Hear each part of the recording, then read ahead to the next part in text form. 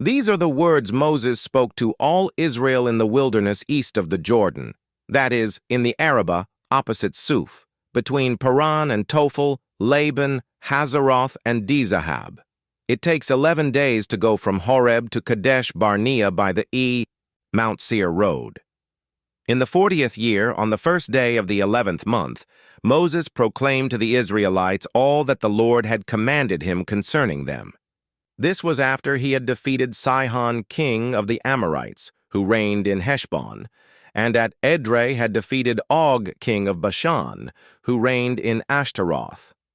East of the Jordan, in the territory of Moab, Moses began to expound this law, saying, "The Lord our God said to us at Horeb, 'You have stayed long enough at this mountain. Break camp and advance into the hill country of the Amorites. Go to all the neighboring peoples in the Arabah, in the mountains, in the western foothills, in the Negev and along the coast, to the land of the Canaanites and to Lebanon, as far as the great river, the Euphrates. See, I have given you this land. Go in and take possession of the land the Lord swore he would give to your fathers, to Abraham, Isaac, and Jacob, and to their descendants after them. At that time I said to you, you are too heavy a burden for me to carry alone. The Lord your God has increased your numbers, so that today you are as numerous as the stars in the sky. May the Lord, the God of your ancestors, increase you 1,000 times, and bless you as he has promised. But how can I bear your problems and your burdens and your disputes all by myself? Choose some wise, understanding, and respected men from each of your tribes, and I will set them over you." Answered me, "What you propose to do is good." So I took the leading men of your tribes, wise and respected men, and appointed them to have authority over you, as commanders of thousands, of hundreds, of fifties, and of tens, and as tribal officials. And I charged your judges at that time, "Hear the disputes between your people and judge fairly, whether the case is between two Israelites or between an Israelite and a foreigner residing among you. Do not show partiality in judging. Hear both small and great alike. Do not be afraid of anyone, for judgment belongs to God. Bring me any case too hard for you, and I will hear it." And at that time I told you everything you were to do. Then, as the Lord our God commanded us, we set out from Horeb and went toward the hill country of the Amorites through all that vast and dreadful wilderness that you have seen, and so we reached Kadesh Barnea. Then I said to you, "You have reached the hill country of the Amorites, which the Lord our God is giving us. See, the Lord your God has given you the land. Go up and take possession of it as the Lord, the God of your ancestors, told you. Do not be afraid. Do not be discouraged." Then all of you came to me and said, "Let us send men ahead to spy out the land for us and bring back a report about the route we are to take and the towns we will come to." The idea seemed good to me. So I selected 12 of you, one man from each tribe. They left and went up into the hill country and came to the valley of Eshcol and explored it. Taking with them some of the fruit of the land, they brought it down to us and reported, "It is a good land that the Lord our God is giving us." But you were unwilling to go up. You rebelled against the command of the Lord your God. You grumbled in your tents and said, "The Lord hates us, so he brought us out of Egypt to deliver us into the hands of the Amorites to destroy us. Where can we go? Our brothers have made our hearts melt in fear. They say, 'The people are stronger and taller than we are. The cities are large, with walls up to the sky. We even saw the Anakites there.' Then I said to you, 'Do not be terrified. Do not be afraid of them. The Lord your God, who is going before you, will fight for you, as he did for you in Egypt, before your very eyes, and in the wilderness. There you saw how the Lord your God carried you, as a father carries his son, all the way you went until you reached this place. In spite of this, you did not trust in the Lord your God, who went ahead of you on your journey, in fire by night and in a cloud by day, to search out places for you to camp and to show you the way you should go. When the Lord heard what you said, he was angry and solemnly swore, "No one from this evil generation shall see the good land I swore to give your ancestors, except Caleb son of Jephunneh. He will see it, and I will give him and his descendants the land he set his feet on, because he followed the Lord wholeheartedly. Because of you, the Lord became angry with me also and said, 'You shall not enter it either, but your assistant, Joshua son of Nun, will enter it. Encourage him, because he will lead Israel to inherit it. And the little ones that you said would be taken captive, your children who do not yet know good from bad, they will enter the land. I will give it to them, and they will take possession of it. But as for you, turn around and set out toward the desert along the route to the Red Sea.' Then you replied, 'We have sinned against the Lord. We will go up and fight as the Lord our God commanded us.' So every one of you put on his weapons, thinking it easy to go up into the hill country. But the Lord said to me, 'Tell them, do not go up and fight, because I will not be with you. You will be defeated by your enemies.' So I told you, but you would not listen. You rebelled against the Lord's command, and in your arrogance you marched up into the hill country. The Amorites who lived in those hills came out against you. They chased you like a swarm of bees and beat you down from Seir all the way to Hormah. You came back and wept before the Lord, but he paid no attention to your weeping and turned a deaf ear to you. And so you stayed in Kadesh many days, all the time you spent there. Then we turned back and set out toward the wilderness along the route to the Red Sea, as the Lord had directed me. For a long time we made our way around the hill country of Seir. Then the Lord said to me, 'You have made your way around this hill country long enough. Now turn north. Give the people these orders. You are about to pass through the territory of your relatives, the descendants of Esau, who live in Seir. They will be afraid of you, but be very careful. Do not provoke them to war, for I will not give you any of their land, not even enough to put your foot on. I have given Esau the hill country of Seir as his own. You are to pay them in silver for the food you eat and the water you drink. The Lord your God has blessed you in all the work of your hands. He has watched over your journey through this vast wilderness. These 40 years the Lord your God has been with you, and you have not lacked anything. So we went on past our relatives, the descendants of Esau, who live in Seir. We turned from the Arabah road, which comes up from Elath and Etzion-Geber, and traveled along the desert road of Moab.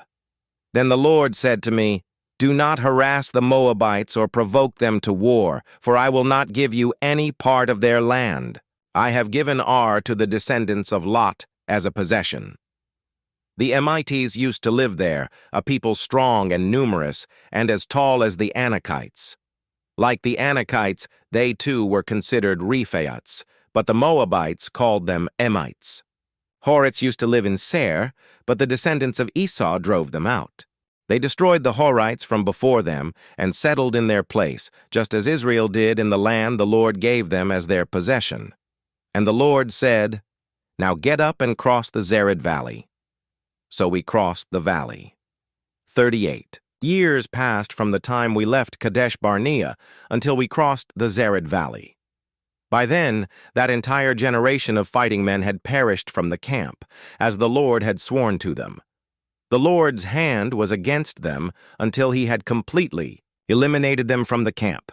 Now, when the last of these fighting men among the people had died, the Lord said to me, 'Today you are to pass by the region of Moab at Ar. When you come to the Ammonites, do not harass them or provoke them to war, for I will not give you possession of any land belonging to the Ammonites. I have given it as a possession to the descendants of Lot.' That too was considered a land of the Rephaites, who used to live there, but the Ammonites called them Zamzummites. They were a people strong and numerous and as tall as the Anakites. The Lord destroyed them from before the Ammonites, who drove them out and settled in their place. The Lord had done the same for the descendants of Esau, who lived in Seir, when he destroyed the Horites from before them. They drove them out and have lived in their place to this day. And as for the Avites who lived in villages as far as Gaza, the Caphtorites coming out from Caphtor destroyed them and settled in their place. Set out now and cross the Arnon Gorge.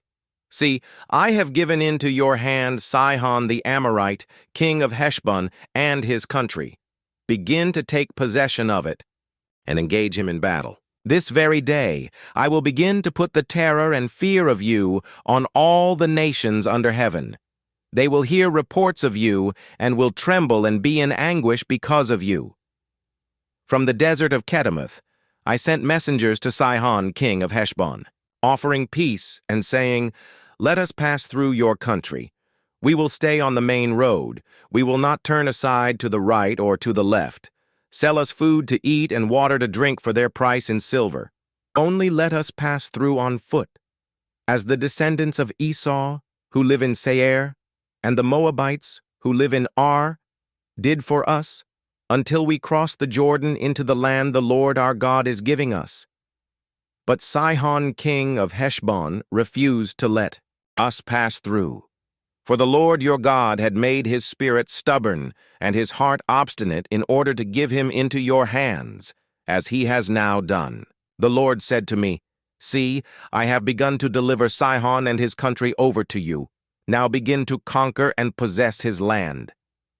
When Sihon and all his army came out to meet us in battle at Jahaz, the Lord our God delivered him over to us, and we struck him down, together with his sons and his whole army. At that time we took all his towns and completely destroyed them, men, women, and children. We left no survivors, but the livestock and the plunder from the towns we had captured we carried off for ourselves. From Aroer on the rim of the Arnon Gorge, and from the town in the gorge, even as far as Gilead, not one town was too strong for us. The Lord our God gave us all of them. But in accordance with the command of the Lord our God, you did not encroach on any of the land of the Ammonites, neither the land along the course of the Jabbok, nor that around the towns in the hills. Next we turned and went up along the road toward Bashan, and Og king of Bashan with his whole army marched out to meet us in battle at Edrei. The Lord said to me, "Do not be afraid of him, for I have delivered him into your hands, along with his whole army and his land. Do to him what you did to Sihon, king of the Amorites, who reigned in Heshbon." So the Lord our God also gave into our hands our king of Bashan and all his army. We struck them down, leaving no survivors. At that time we took all his cities. There was not one of the 60 cities that we did not take from them. The whole region of Argob, Og's kingdom in Bashan. All these cities were fortified with high walls and with gates and bars, and there were also a great many unwalled villages. We completely destroyed them, as we had done with Sihon king of Heshbon, destroying every city, men, women, and children. But all the livestock and the plunder from their cities we carried off for ourselves. So at that time we took from these 2 kings of the Amorites the territory east of the Jordan, from the Arnon Gorge as far as Mount Hermon. Hermon is called Syrian by the Sidonians. The Amorites call it Senir. We took all the towns on the plateau, and all Gilead, and all Bashan, as far as Salekah and Edrei, towns of Og's kingdom in Bashan. Og king of Bashan was the last of the Rephaites. His bed was decorated with iron, and was more than 9 cubits long and 4 cubits wide. It is still in Rabbah of the Ammonites. Of the land that we took over at that time, I gave the Reubenites and the Gadites the territory north of Aroer by the Arnon Gorge, including half the hill country of Gilead, together with its towns. The rest of Gilead, and also all of Bashan, the kingdom of Og, I gave to the half-tribe of Manasseh. The whole region of Argob in Bashan used to be known as a land of the Rephaites. Jair, a descendant of Manasseh, took the whole region of Argob, as far as the border of the Geshurites and the Maacathites. It was named after him, so that to this day Bashan is called Havoth Jair. And I gave Gilead to Machir. But to the Reubenites and the Gadites I gave the territory extending from Gilead down to the Arnon Gorge, the middle of the gorge being the border, and out to the Jabbok River, which is the border of the Ammonites. Its western border was the Jordan in the Arabah, from Kinnereth to the sea of the Arabah, that is, the Dead Sea, below the slopes of Pisgah. I commanded you at that time, the Lord your God has given you this land to take possession of it. But all your able-bodied men, armed for battle, must cross over ahead of the other Israelites.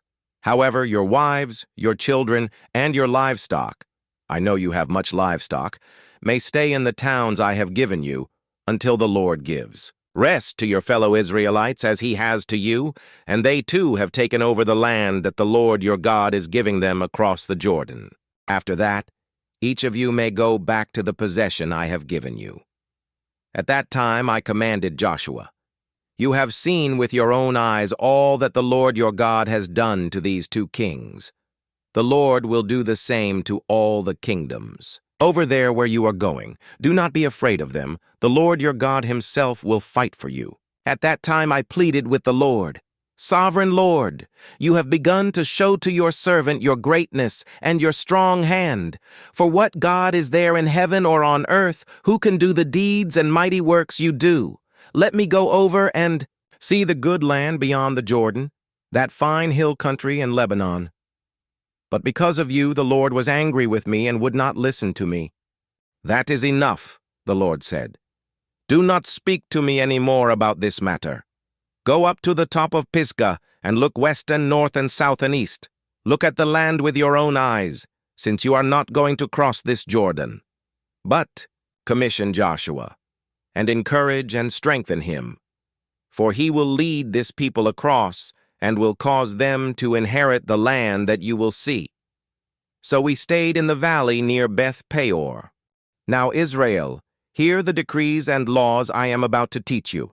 Follow them so that you may live and may go in and take possession of the land the Lord, the God of your ancestors, is giving you. Do not add to what I command you, and do not subtract from it, but keep the commands of the Lord your God that I give you. You saw with your own eyes what the Lord did at Baal-Peor. The Lord your God destroyed from among you everyone who followed the Baal of Peor. But all of you who held fast to the Lord your God are still alive today. See, I have taught you decrees and laws as the Lord my God commanded me, so that you may follow them in the land you are entering to take possession of it.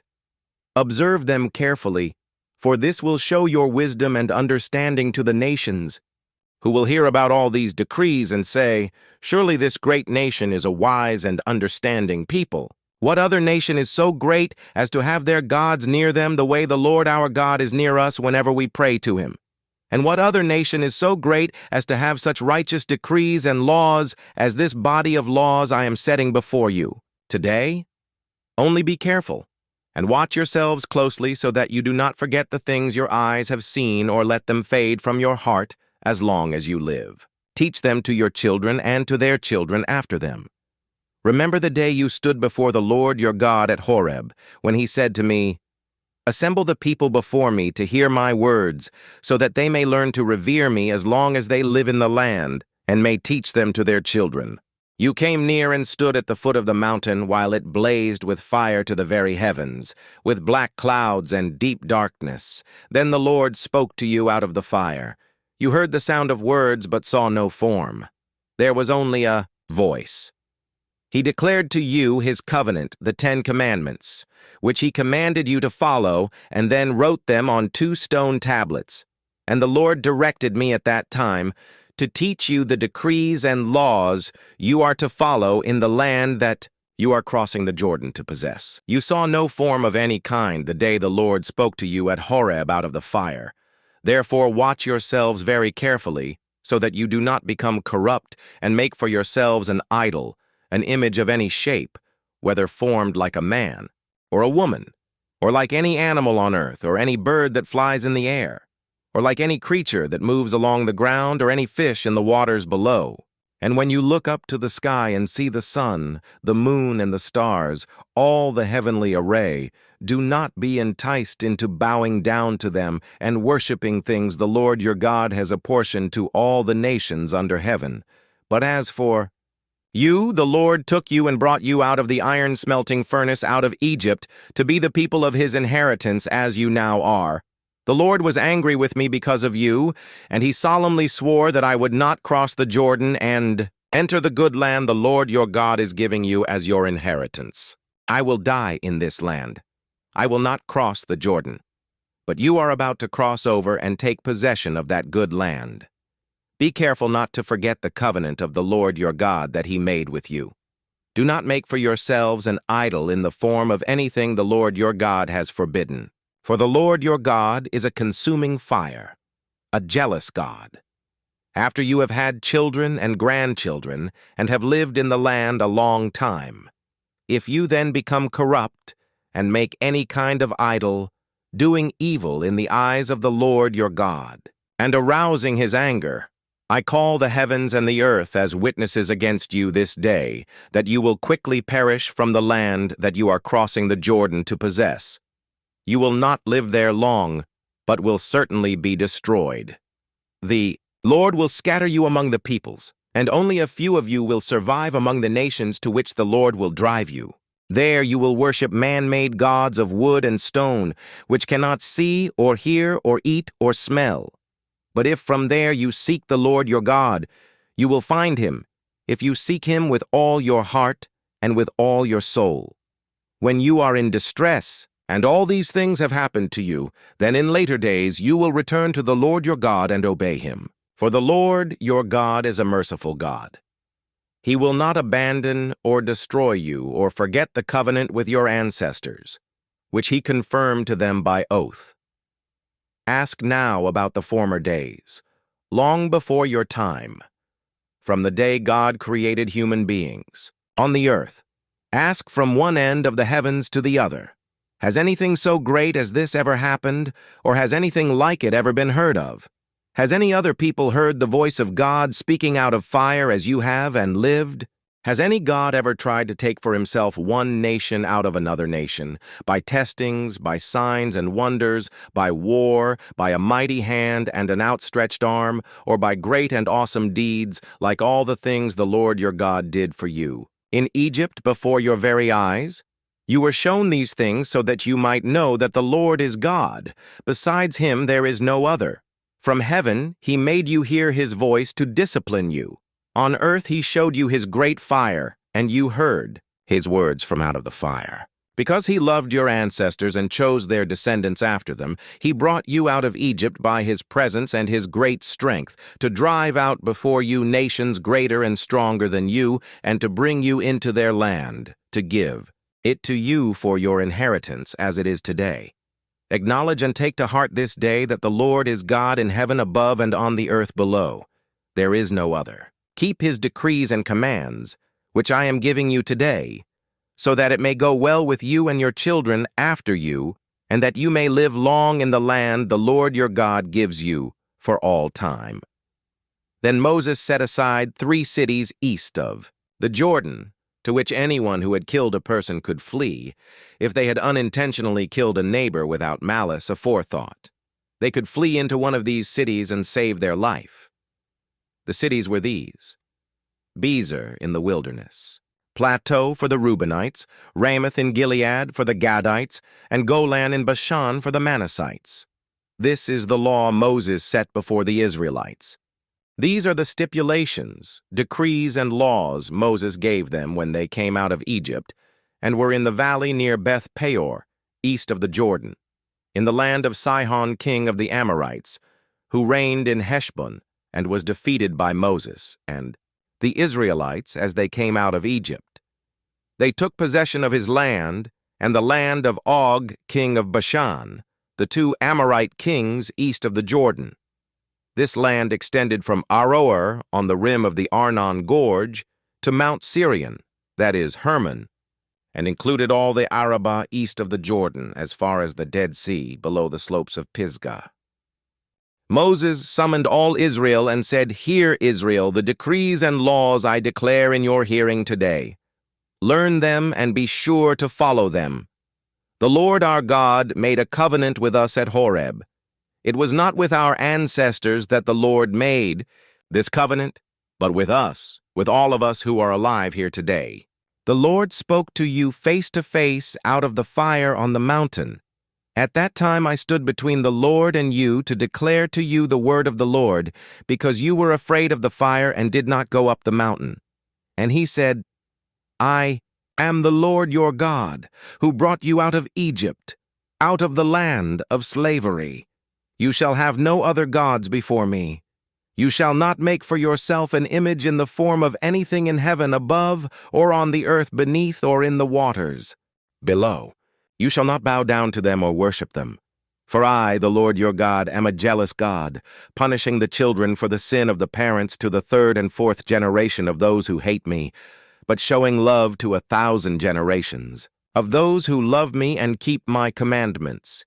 You shall not misuse the name of the Lord your God, for the Lord will not hold anyone guiltless who misuses his name. Observe the Sabbath day by keeping it holy, as the Lord your God has commanded. 6 days you shall labor and do all your work, but the 7th day is a Sabbath to the Lord your God. On it you shall not do any work, neither you, nor your son or daughter, nor your male or female servant, nor your ox, your donkey, or any of your animals, nor any foreigner residing in your towns, so that your male and female servants may rest as you do. Remember that you were slaves in Egypt, and that the Lord your God brought you out of there with a mighty hand and an outstretched arm. Therefore the Lord your God has commanded you to observe the Sabbath day. Honor your father and your mother, as the Lord your God has commanded you, so that you may live long, and that it may go well with you in the land the Lord your God is giving you. You shall not murder. You shall not commit adultery. You shall not steal. You shall not give false testimony against your neighbor. You shall not covet your neighbor's wife. You shall not set your desire on your neighbor's house or land, his male or female servant, his ox or donkey, or anything that belongs to your neighbor. These are the commandments the Lord proclaimed in a loud voice to your whole assembly, there on the mountain from out of the fire, the cloud, and the deep darkness. And he added nothing more. Then he wrote them on 2 stone tablets and gave them to me. When you heard the voice out of the darkness, while the mountain was ablaze with fire, all the leaders of your tribes and your elders came to me. And you said, The Lord our God has shown us his glory and his majesty, and we have heard his voice from the fire. Today we have seen that a person can live even if God speaks with them. But now, why should we die? This great fire will consume us, and we will die if we hear the voice of the Lord our God any longer. For what mortal has ever heard the voice of the living God speaking out of fire, as we have, and survived? Go near and listen to all that the Lord our God says. Then tell us whatever the Lord our God tells you. We will listen and obey. The Lord heard you when you spoke to me, and the Lord said to me, I have heard what this people said to you. Everything they said was good. Oh, that their hearts would be inclined to fear me and keep all my commands always, so that it might go well with them and their children forever. Go, tell them to return to their tents. But you stay here with me so that I may give you all the commands, decrees, and laws you are to teach them to follow in the land I am giving them to possess. So be careful to do what the Lord your God has commanded you. Do not turn aside to the right or to the left. Walk in obedience to all that the Lord your God has commanded you, so that you may live and prosper and prolong your days in the land that you will possess. These are the commands, decrees, and laws the Lord your God directed me to teach you, to observe in the land that you are crossing the Jordan to possess, so that you, your children, and their children after them may fear the Lord your God as long as you live by keeping all his decrees and commands that I give you, and so that you may enjoy long life. Hear, Israel, and be careful to obey so that it may go well with you, and that you may increase greatly in a land flowing with milk and honey, just as the Lord, the God of your ancestors, promised you. Hear, O Israel, the Lord our God, the Lord is one. Love the Lord your God with all your heart, and with all your soul, and with all your strength. These commandments that I give you today are to be on your hearts. Impress them on your children. Talk about them when you sit at home and when you walk along the road, when you lie down and when you get up. Tie them as symbols on your hands, and bind them on your foreheads. Write them on the doorframes of your houses and on your gates. When the Lord your God brings you into the land he swore to your fathers, to Abraham, Isaac, and Jacob, to give you, a land with large, flourishing cities you did not build, houses filled with all kinds of good things you did not provide, wells you did not dig, and vineyards and olive groves you did not plant. Then when you eat and are satisfied, be careful that you do not forget the Lord, who brought you out of Egypt, out of the land of slavery. Fear the Lord your God. Serve him only and take your oaths in his name. Do not follow other gods, the gods of the peoples around you. For the Lord your God, who is among you, is a jealous God, and his anger will burn against you, and he will destroy you from the face of the land. Do not put the Lord your God to the test as you did at Massa. Be sure to keep the commands of the Lord your God and the stipulations and decrees he has given you. Do what is right and good in the Lord's sight, so that it may go well with you, and you may go in and take over the good land the Lord promised on oath to your ancestors, thrusting out all your enemies before you, as the Lord said. In the future, when your son asks you, "What is the meaning of the stipulations, decrees, and laws the Lord our God has commanded you?" Tell him, "We were slaves of Pharaoh in Egypt, but the Lord brought us out of Egypt with a mighty hand. Before our eyes the Lord sent signs and wonders, great and terrible, on Egypt and Pharaoh and his whole household. But he brought us out from there to bring us in and give us the land he promised on oath to our ancestors. The Lord commanded us to obey all these decrees and to fear the Lord our God, so that we might always prosper and be kept alive, as is the case today. And if we are careful to obey all this law before the Lord our God as he has commanded us, that will be our righteousness. When the Lord your God brings you into the land you are entering to possess and drives out before you many nations, the Hittites, Girgashites, Amorites, Canaanites, Perizzites, Hivites, and Jebusites, 7 nations larger and stronger than you. And when the Lord your God has delivered them over to you and you have defeated them, then you must destroy them totally. Make no treaty with them and show them no mercy. Do not intermarry with them. Do not give your daughters to their sons or take their daughters for your sons, for they will turn your children away from following me to serve other gods. And the Yahsai, Lord's anger will burn against you and will quickly destroy you. This is what you are to do to them. Break down their altars, smash their sacred stones, cut down their Asherah poles, and burn their idols in the fire. For you are a people holy to the Lord your God. The Lord your God has chosen you out of all the peoples on the face of the earth to be his people, his treasured possession. The Lord did not set his affection on you and choose you, because you were more numerous than other peoples, for you were the fewest of all peoples.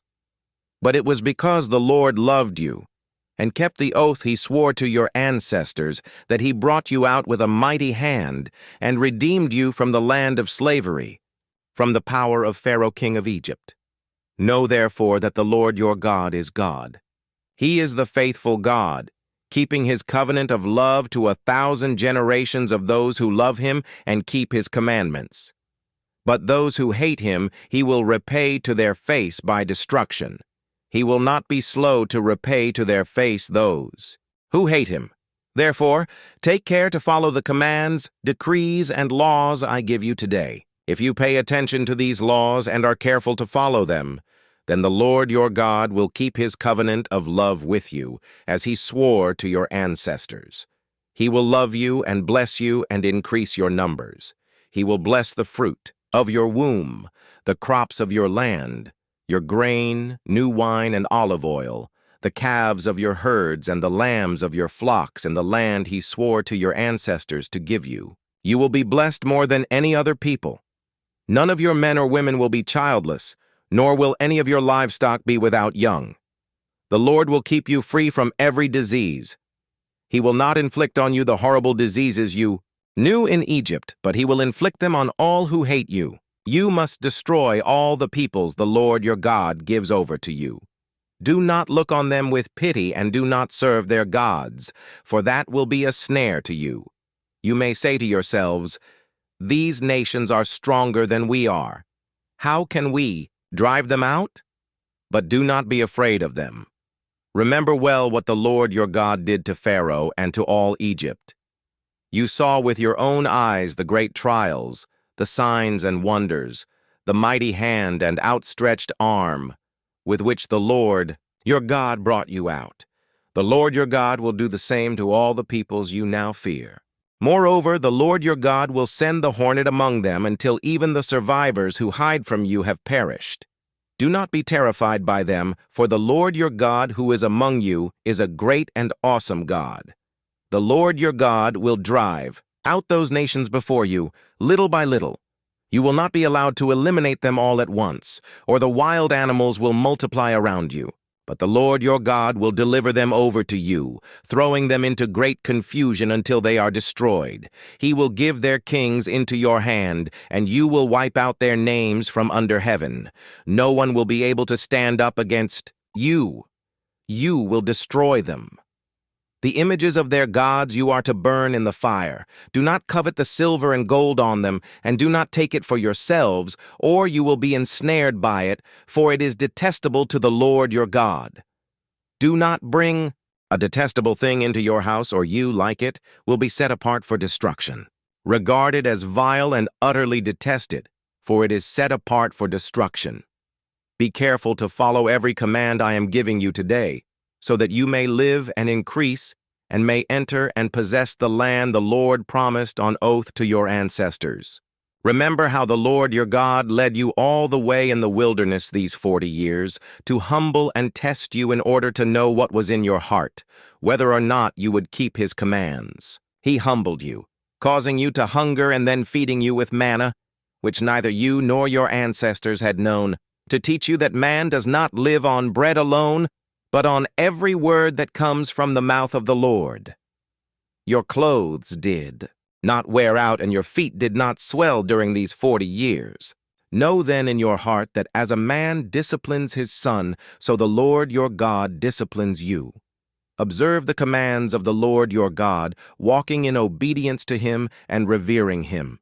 For the Lord your God is bringing you into a good land, a land with brooks, streams, and deep springs gushing out into the valleys and hills, a land with wheat and barley, vines and fig trees, pomegranates, olive oil and honey, a land where bread will not be scarce, and you will lack nothing, a land where the rocks are iron, and you can dig copper out of the hills. When you have eaten and are satisfied, praise the Lord your God for the good land he has given you. Be careful that you do not forget the Lord your God, failing to observe his commands, his laws, and his decrees that I am giving you this day. Otherwise, when you eat and are satisfied, when you build fine houses and settle down, and when your herds and flocks grow large and your silver and gold increase and all you have is multiplied, then your heart will become proud and you will forget the Lord your God who brought you out of Egypt, out of the land of slavery. He led you through the vast and dreadful wilderness, that thirsty and waterless land, with its venomous snakes and scorpions. He brought you water out of hard rock. He gave you manna to eat in the wilderness, something your ancestors had never known, to humble and test you, so that in the end it might go well with you. You may say to yourself, "My power and the strength of my hands have produced this wealth for me." But remember the Lord your God, for it is he who gives you the ability to produce wealth, and so confirms his covenant, which he swore to your ancestors as it is today. If you ever forget the Lord your God, and follow other gods and worship and bow down to them, I testify against you today that you will surely be destroyed. Like the nations the Lord destroyed before you, so you will be destroyed for not obeying the Lord your God. Hear, Israel. You are now about to cross the Jordan to go in and dispossess nations greater and stronger than you, with large cities that have walls up to the sky. The people are strong and tall, Anakites. You know about them and have heard. It said, "Who can stand up against the Anakites?" But be assured today that the Lord your God is the one who goes across ahead of you like a devouring fire. He will destroy them. He will subdue them before you, and you will drive them out and annihilate them quickly, as the Lord has promised you. After the Lord your God has driven them out before you, do not say to yourself, "The Lord has brought me here to take possession of this land because of my righteousness." No. It is on account of the wickedness of these nations that the Lord is going to drive them out before you. It is not because of your righteousness or your integrity that you are going in to take possession of their land, but on account of the wickedness of these nations, the Lord your God will drive them out before you to accomplish what he swore to your fathers, to Abraham, Isaac, and Jacob. Understand, then, that it is not because of your righteousness that the Lord your God is giving you this good land to possess, for you are a stiff-necked people. Remember this, and never forget how you aroused the anger of the Lord your God in the wilderness. From the day you left Egypt until you arrived here, you have been rebellious against the Lord. At Horeb, you aroused the Lord's wrath so that he was angry enough to destroy you. When I went up on the mountain to receive the tablets of stone, the tablets of the covenant that the Lord had made with you, I stayed on the mountain 40 days and 40 nights. I ate no bread and drank no water. The Lord gave me 2 stone tablets inscribed by the finger of God. On them were all the commandments the Lord proclaimed to you on the mountain out of the fire on the day of the assembly. At the end of the 40 days and 40 nights, the Lord gave me the 2 stone tablets, the tablets of the covenant. Then the Lord told me, "Go down from here at once, because your people whom you brought out of Egypt have become corrupt. They have turned away quickly from what I commanded them and have made an idol for themselves." And the Lord said to me, "I have seen this people, and they are a stiff-necked people indeed. Let me alone, so that I may destroy them and blot out their name from under heaven, and I will make you into a nation stronger and more numerous than they." So I turned and went down from the mountain while it was ablaze with fire, and the 2 tablets of the covenant were in my hands. When I looked, I saw that you had sinned against the Lord your God. You had made for yourselves an idol cast in the shape of a calf. You had turned aside quickly from the way that the Lord had commanded you. So I took the 2 tablets and threw them out of my hands, breaking them to pieces before your eyes. Then once again I fell prostrate before the Lord for 40 days and 40 nights. I ate no bread and drank no water, because of all the sin you had committed, doing what was evil in the Lord's sight and so arousing his anger. I feared the anger and wrath of the Lord, for he was angry enough with you to destroy you. But again the Lord listened to me. And the Lord was angry enough with Aaron to destroy him. But at that time I prayed for Aaron too. Also I took that sinful thing of yours, the calf you had made, and burned it in the fire. Then I crushed it and ground it to powder as fine as dust, and threw the dust into a stream that flowed down the mountain. You also made the Lord angry at Taberah, at Massa, and at Kibroth-Hattaavah. And when the Lord sent you out from Kadesh Barnea, he said, "Go up and take possession of the land I have given you." But you rebelled against the command of the Lord your God. You did not trust him or obey him. You have been rebellious against the Lord ever since I have known you. I lay prostrate before the Lord those 40 days and 40 nights, because the Lord had said he would destroy you. I prayed to the Lord and said, "Sovereign Lord, do not destroy your people, your own inheritance that you redeemed by your great power and brought out of Egypt with a mighty hand. Remember your servants Abraham, Isaac, and Jacob. Overlook the stubbornness of this people, their wickedness and their sin. Otherwise, the country from which you brought us will say, because the Lord was not able to take them into the land he had promised them, and because he hated them, he brought them out to put them to death in the wilderness. But they are your people, your inheritance that you brought out by your great power and your outstretched arm. At that time the Lord said to me, chisel out 2 stone tablets like the first ones and come up to me on the mountain. Also make a wooden ark. I will write on the tablets the words that were on the first tablets which you broke. Then you are to put them in the ark. So I made the ark out of acacia wood and chiseled out 2 stone tablets like the first ones, and I went up on the mountain with the 2 tablets in my hands. The Lord wrote on these tablets what he had written before, the 10 commandments he had proclaimed to you on the mountain, out of the fire, on the day of the assembly. And the Lord gave them to me. Then I came back down the mountain and put the tablets in the ark I had made, as the Lord commanded me, and they are there now. The Israelites traveled from the wells of Bene-Jaakan to Mosera. There Aaron died and was buried, and Eleazar his son succeeded him as priest.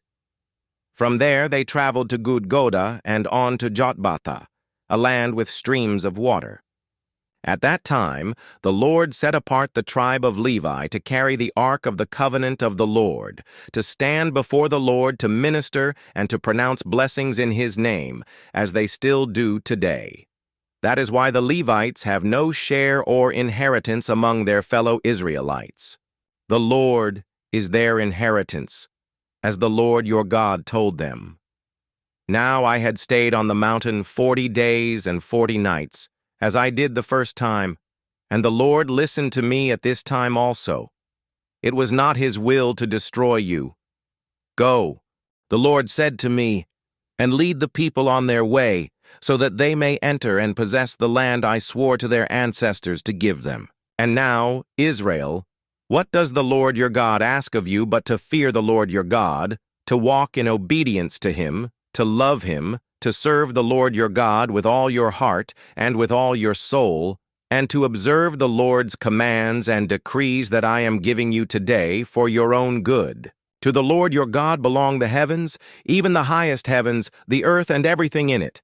Yet the Lord set his affection on your ancestors and loved them, and he chose you, their descendants, above all the nations, as it is today.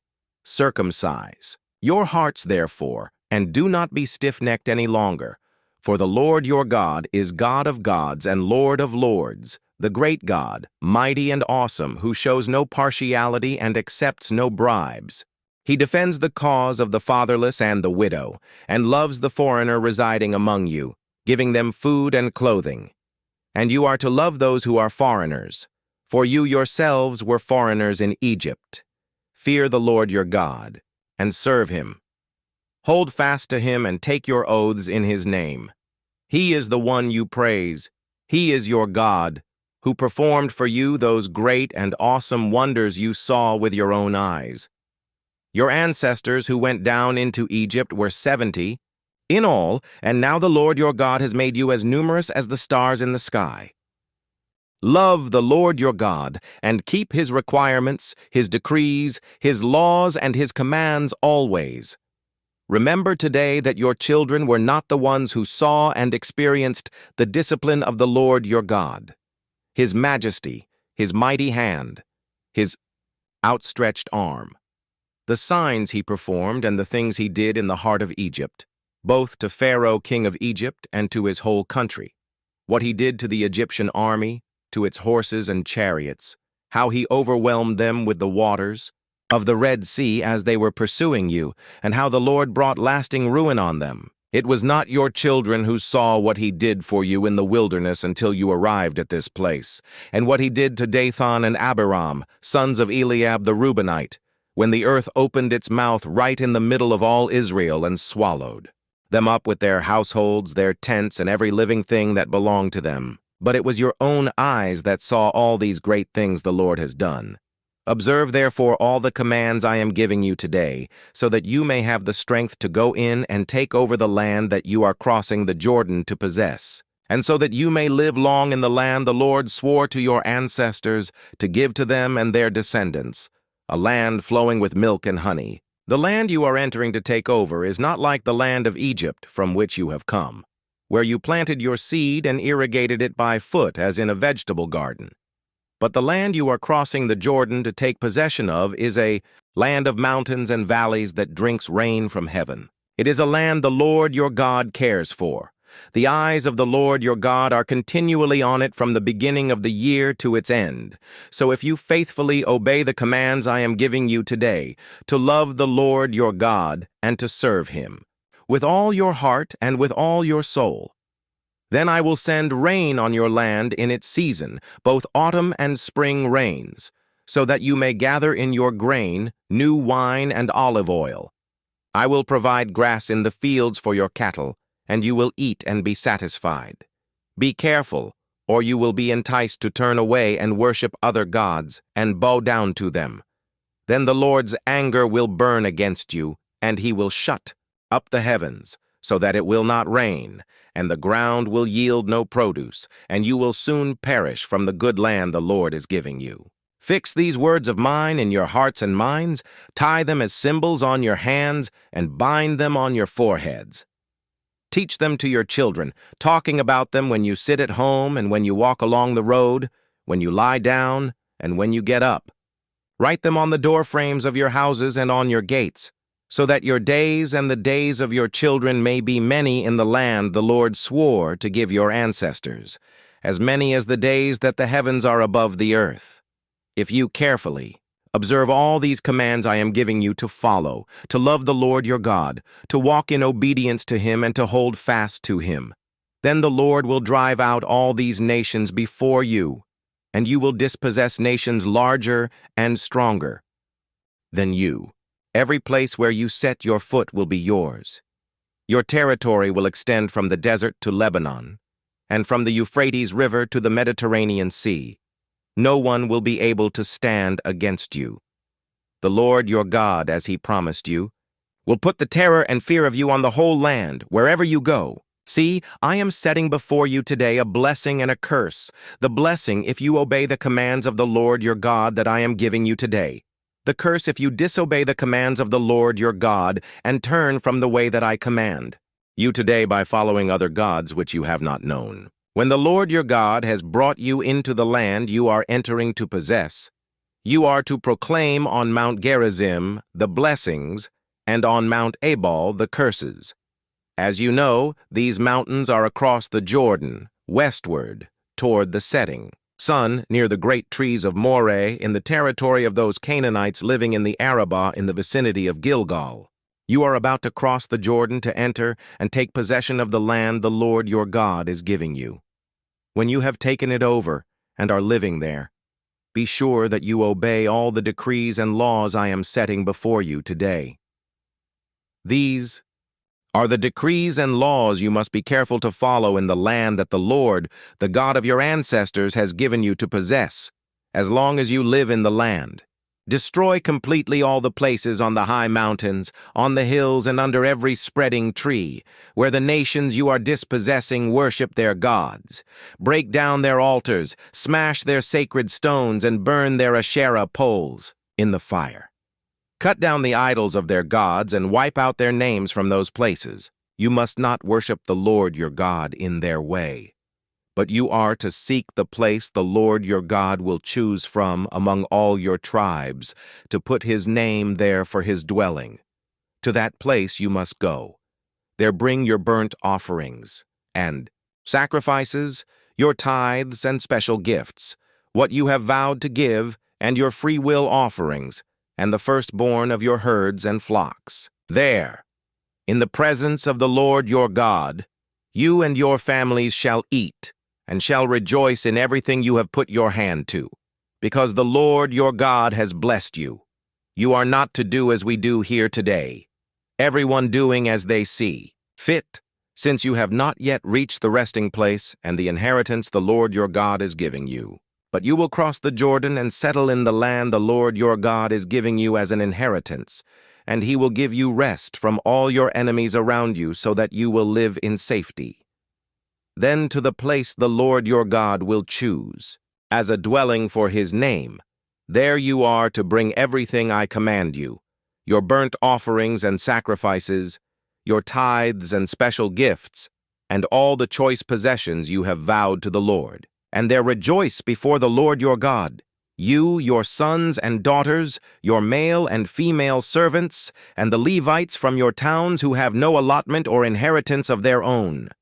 Be careful not to sacrifice your burnt offerings anywhere you please. Offer them only at the place the Lord will choose in one of your tribes, and there observe everything I command you. Nevertheless, you may slaughter your animals in any of your towns, and eat as much of the meat as you want, as if it were gazelle or deer, according to the blessing the Lord your God gives you. Both the ceremonially unclean and the clean may eat it. But you must not eat the blood. Pour it out on the ground like water. You must not eat in your own towns the tithe of your grain and new wine and olive oil, or the firstborn of your herds and flocks, or whatever you have vowed to give, or your freewill offerings or special gifts. Instead, you are to eat them in the presence of the Lord your God, at the place the Lord your God will choose. You, your sons and daughters, your male and female servants, and the Levites from your towns. And you are to rejoice before the Lord your God in everything you put your hand to. Be careful not to neglect the Levites as long as you live in your land. When the Lord your God has enlarged your territory as he promised you, and you crave meat and say, I would like some meat, then you may eat as much of it as you want. If the place where the Lord your God chooses to put his name is too far away from you, you may slaughter animals from the herds and flocks the Lord has given you, as I have commanded you, and in your own towns you may eat as much of them as you want.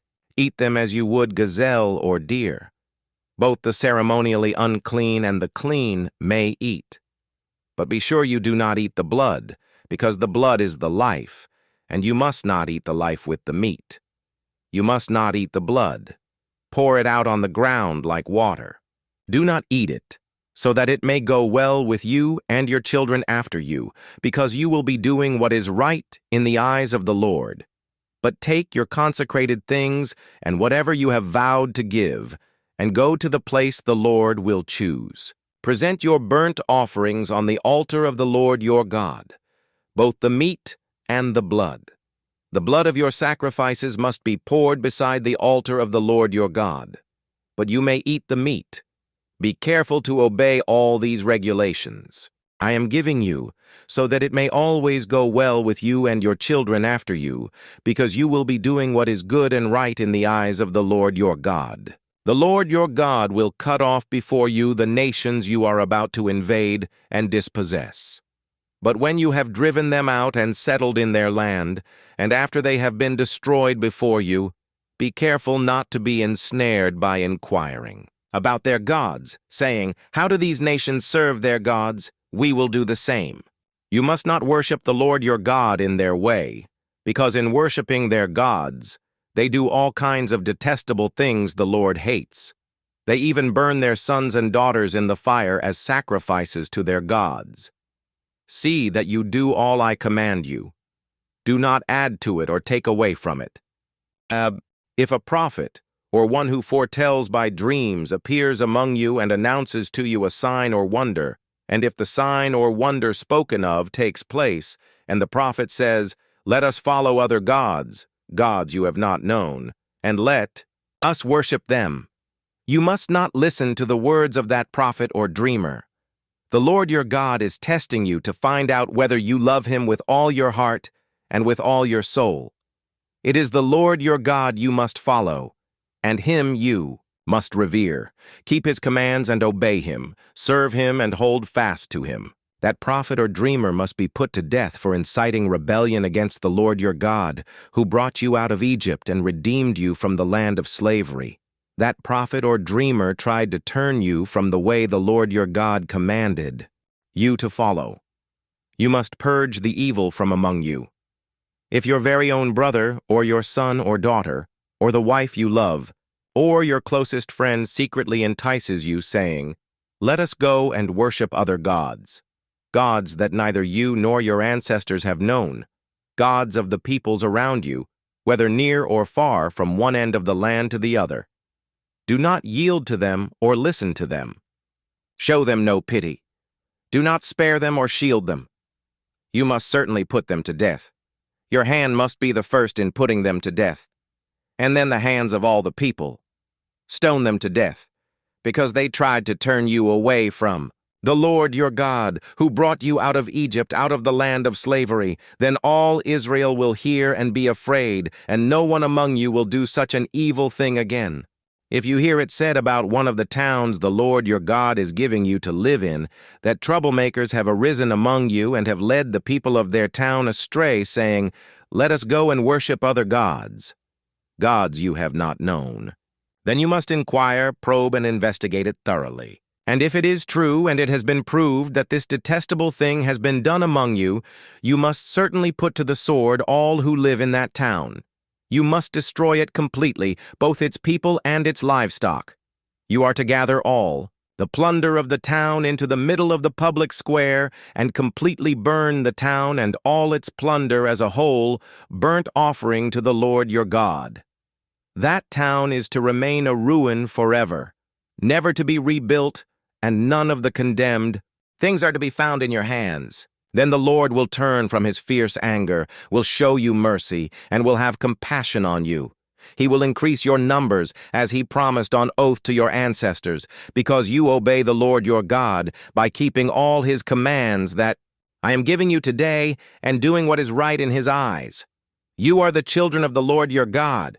Do not cut yourselves or shave the front of your heads for the dead, for you are a people holy to the Lord your God. Out of all the peoples on the face of the earth, the Lord has chosen you to be his treasured possession. Do not eat any detestable thing.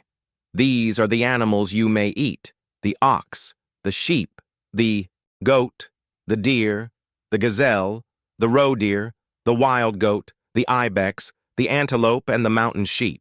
You may eat any animal that has a divided hoof and that chews the cud. However, of those that chew the cud or that have a divided hoof, you may not eat the camel, the rabbit, or the hyrax. Although they chew the cud, they do not have a divided hoof.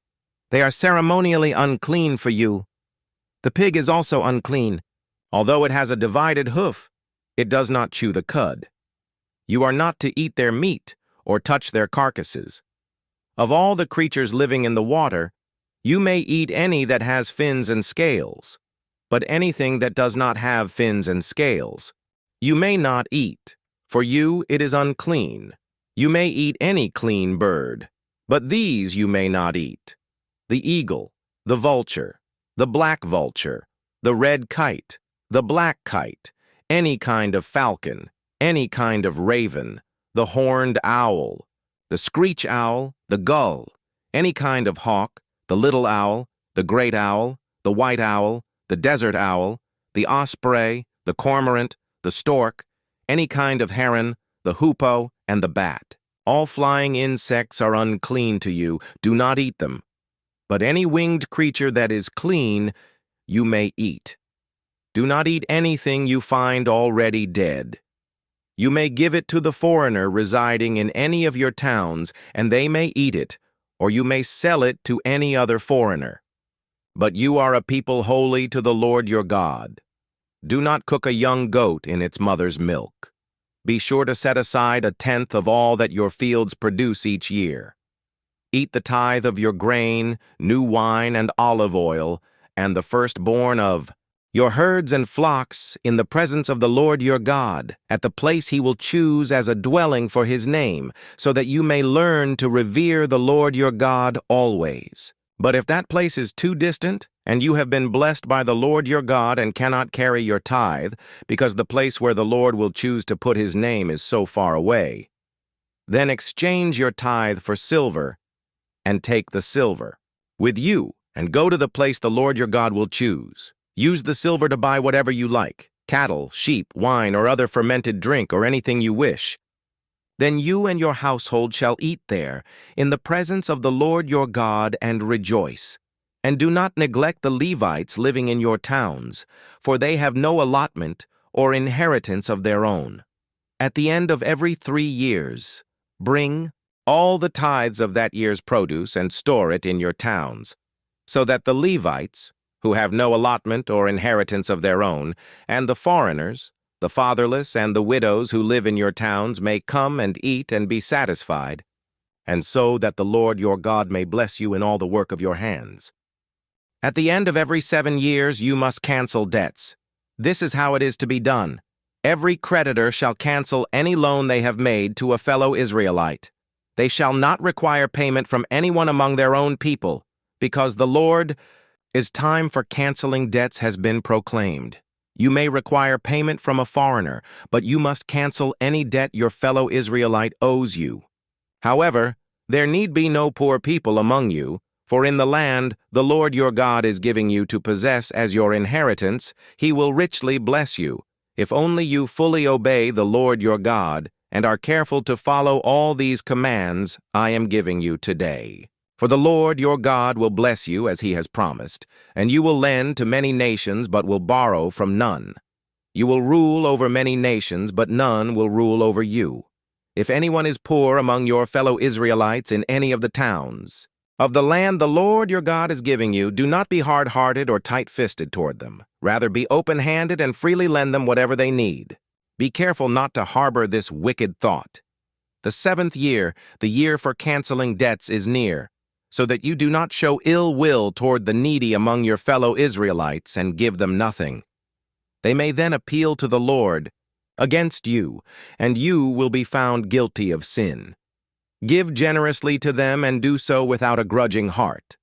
Then because of this, the Lord your God will bless you in all your work and in everything you put your hand to. There will always be poor people in the land. Therefore I command you to be open-handed toward your fellow Israelites who are poor and needy in your land. If any of your people, Hebrew men or women, sell themselves to you and serve you 6 years, in the 7th year you must let them go free. And when you release them, do not send them away empty-handed. Supply them liberally from your flock, your threshing floor, and your winepress. Give to them as the Lord your God has blessed you. Remember that you were slaves in Egypt, and the Lord your God redeemed you. That is why I give you this command today. But if your servant says to you, I do not want to leave you, because he loves you and your family and is well off with you, then take an awl and push it through his earlobe into the door, and he will become your servant for life. Do the same for your female servant. Do not consider it a hardship to set your servant free, because their service to you these 6 years has been worth twice as much as that of a hired hand. And the Lord your God will bless you in everything you do. Set apart for the Lord your God every firstborn male of your herds and flocks. Do not put the firstborn of your cows to work, and do not shear the firstborn of your sheep. Each year you and your family are to eat them in the presence of the Lord your God at the place he will choose. If an animal has a defect, is lame, or blind, or has any serious flaw, you must not sacrifice it to the Lord your God. You are to eat it in your own towns. Both the ceremonially unclean and the clean may eat it, as if it were gazelle or deer. But you must not eat the blood. Pour it out on the ground, like water. Observe the month of Aviv, and celebrate the Passover of the Lord your God, because in the month of Aviv he brought you out of Egypt by night. Sacrifice as the Passover to the Lord your God an animal from your flock or herd at the place the Lord will choose as a dwelling for his name. Do not eat it with bread made with yeast, but for 7 days eat unleavened bread, the bread of affliction, because you left Egypt in haste, so that all the days of your life you may remember the time of your departure from Egypt. Let no yeast be found in your possession in all your land for 7 days. Do not let any of the meat you sacrifice on the evening of the first day remain until morning. You must not sacrifice the Passover in any town the Lord your God gives you, except in the place he will choose as a dwelling for his name. There you must sacrifice the Passover in the evening when the sun goes down, on the anniversary of your departure from Egypt.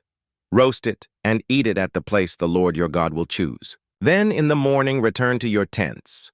For 6 days eat unleavened bread, and on the seventh day hold an assembly to the Lord your God, and do no work. Count off 7 weeks from the time you begin to put the sickle to the standing grain. Then celebrate the festival of weeks to the Lord your God by giving a free will offering in proportion to the blessings the Lord your God has given you. And rejoice before the Lord your God at the place he will choose as a dwelling for his name. You, your sons and daughters, your male and female servants, the Levites in your towns, and the foreigners, the fatherless and the widows living among you. Remember that you were slaves in Egypt, and follow carefully these decrees. Celebrate the Festival of Tabernacles for 7 days after you have gathered the produce of your threshing floor and your winepress. Be joyful at your festival, you, your sons and daughters, your male and female servants, and the Levites, the foreigners, the fatherless, and the widows who live in your towns. For 7 days celebrate the festival to the Lord your God at the place the Lord will choose. For the Lord your God will bless you in all your harvest and in all the work of your hands, and your joy will be complete. 3 times a year all your men must appear before the Lord your God at the place he will choose, at the festival of unleavened bread, the festival of weeks, and the festival of tabernacles. No one should appear before the Lord empty-handed. Each of you must bring a gift in proportion to the way the Lord your God has blessed you. Appoint judges and officials for each of your tribes in every town the Lord your God is giving you, and they shall judge the people fairly. Do not pervert justice or show partiality. Do not accept a bribe, for a bribe blinds the eyes of the wise and twists the words of the innocent. Follow justice and justice alone, so that you may live and possess the land the Lord your God is giving you. Do not set up any wooden Asherah pole beside the altar you build to the Lord your God, and do not erect a sacred stone, for these the Lord your God hates. Do not sacrifice to the Lord your God an ox or a sheep that has any defect or flaw in it, for that would be detestable to him.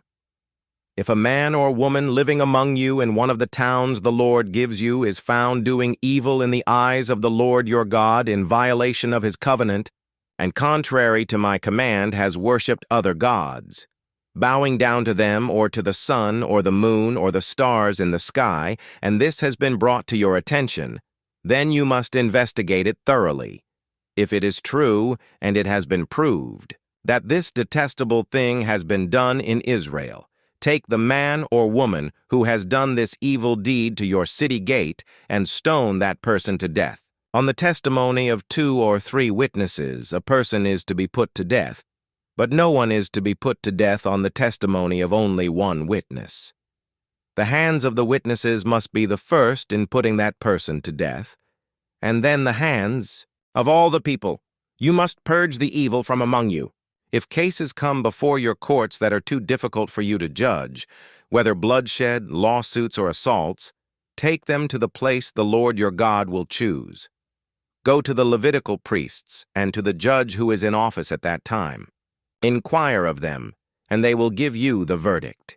You must act according to the decisions they give you at the place the Lord will choose. Be careful to do everything they instruct you to do.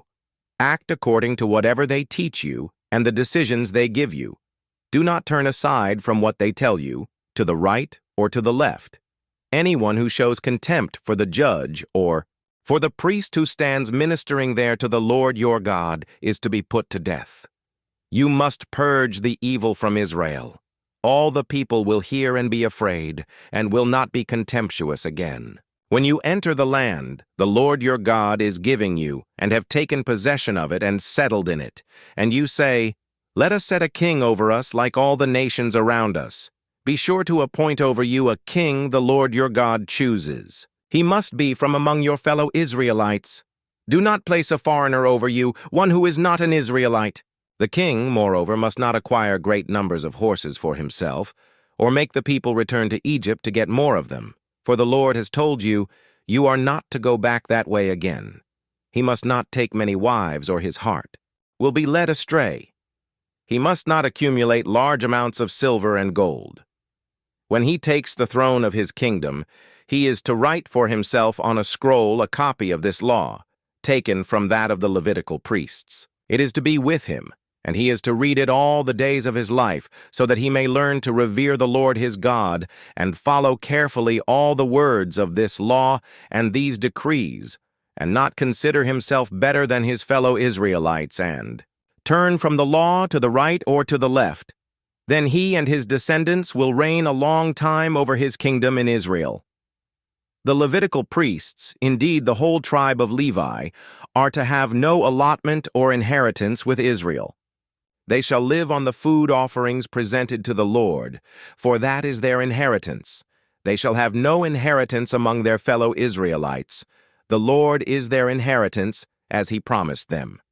This is the share due the priests from the people who sacrifice a bull or a sheep, the shoulder, the internal organs, and the meat from the head. You are to give them the first fruits of your grain, new wine, and olive oil, and the first wool from the shearing of your sheep, for the Lord your God has chosen them and their descendants out of all your tribes to stand and minister in the Lord's name always. If a Levite moves from one of your towns anywhere in Israel where he is living, and comes in all earnestness to the place the Lord will choose, he may minister in the name of the Lord his God like all his fellow Levites who serve there in the presence of the Lord. He is to share equally in their benefits, even though he has received money from the sale of family possessions. When you enter the land the Lord your God is giving you, do not learn to imitate the detestable ways of the nations there. Let no one be found among you who sacrifices their son or daughter in the fire, who practices divination or sorcery, interprets, omens, engages in witchcraft, or casts spells, or who is a medium or spiritist, or who consults the dead. Anyone who does these things is detestable to the Lord. Because of these same detestable practices, the Lord your God will drive out those nations before you. You must be blameless before the Lord your God. The nations you will dispossess listen to those who practice sorcery or divination. But as for you, the Lord your God has not permitted you to do so.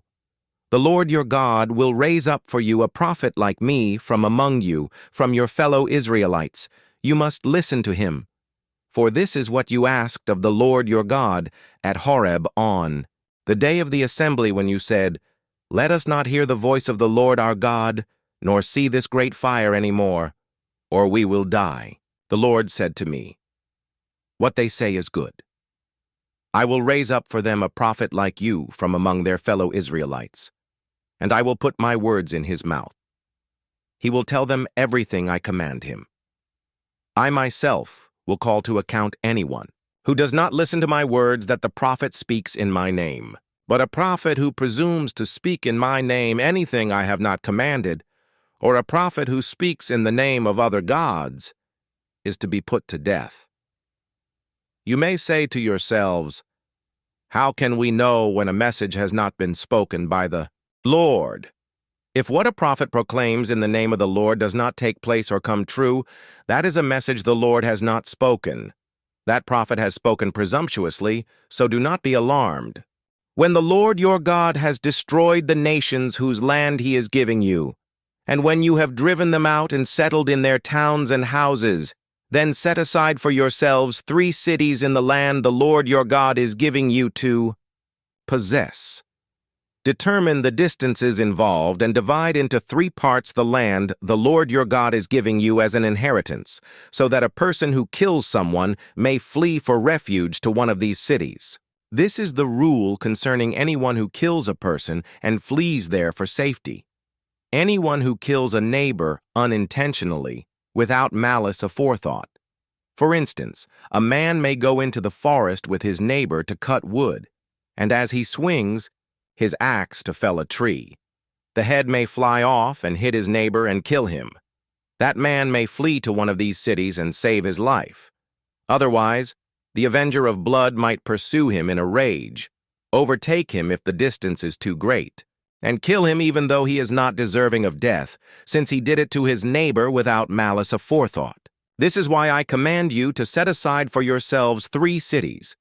If the Lord your God enlarges your territory, as he promised on oath to your ancestors, and gives you the whole land he promised them, because you carefully follow all these, laws I command you today, to love the Lord your God and to walk always in obedience to him. Then you are to set aside 3 more cities. Do this so that innocent blood will not be shed in your land, which the Lord your God is giving you as your inheritance, and so that you will not be guilty of bloodshed. But if out of hate someone lies in wait, assaults and kills a neighbor, and then flees to one of these cities, the killer shall be sent for by the town elders, be brought back from the city, and be handed over to the avenger of blood to die. Show no pity. You must purge from Israel the guilt of shedding innocent blood, so that it may go well with you. Do not move your neighbor's boundary stone set up by your predecessors in the inheritance you receive in the land the Lord your God is giving you to possess. One witness is not enough to convict anyone accused of any crime or offense they may have committed. A matter must be established by the testimony of 2 or 3 witnesses. If a malicious witness takes the stand to accuse someone of a crime, the 2 people involved in the dispute must stand in the presence of the Lord before the priests and the judges who are in office at the time. The judges must make a thorough investigation, and if the witness proves to be a liar, giving false testimony against a fellow Israelite, then do to the false witness as that witness intended to do to the other party. You must purge the evil from among you. The rest of the people will hear of this and be afraid, and never again will such an evil thing be done among you. Show no pity. Life for life, eye for eye, tooth for tooth, hand for hand, foot for foot. When you go to war against your enemies and see horses and chariots and an army greater than yours, do not be afraid of them, because the Lord your God, who brought you up out of Egypt, will be with you. When you are about to go into battle, the priest shall come forward and address the army. He shall say, "Hear, Israel, today you are going into battle against your enemies. Do not be faint-hearted or afraid. Do not panic or be terrified by them. For the Lord your God is the one who goes with you to fight for you against your enemies, to give you victory." The officers shall say to the army, "Has anyone built a new house and not yet begun to live in it? Let him go home, or he may die in battle and someone else may begin to live in it. Has anyone planted a vineyard and not begun to enjoy it? Let him go home, or he may die in battle and someone else enjoy it. Has anyone become pledged to a woman and not married her? Let him go home, or he may die in battle and someone else marry her." Then the officers shall add, "Is anyone afraid or faint-hearted? Let him go home so that his fellow soldiers will not become disheartened too." When the officers have finished speaking to the army, they shall appoint commanders over it.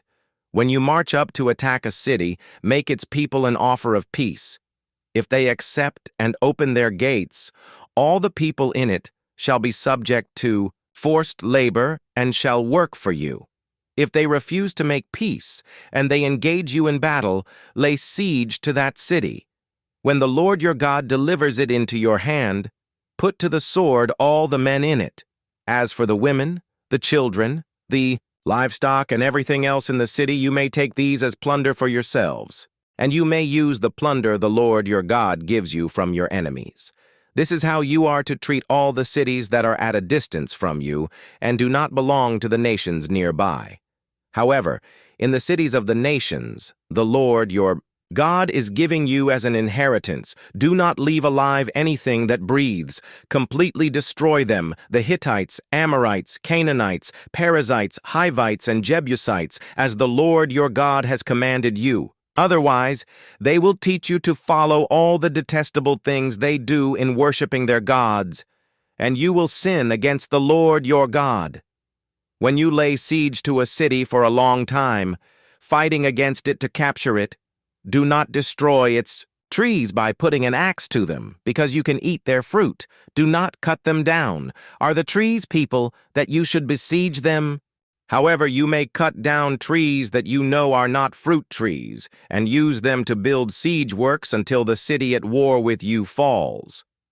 If someone is found slain, lying in a field in the land the Lord your God is giving you to possess, and it is not known who the killer was, your elders and judges shall go out and measure the distance from the body to the neighboring towns. Then the elders of the town nearest the body shall take a heifer that has never been worked and has never worn a yoke, and lead it down to a valley that has not been plowed or planted, and where there is a flowing stream.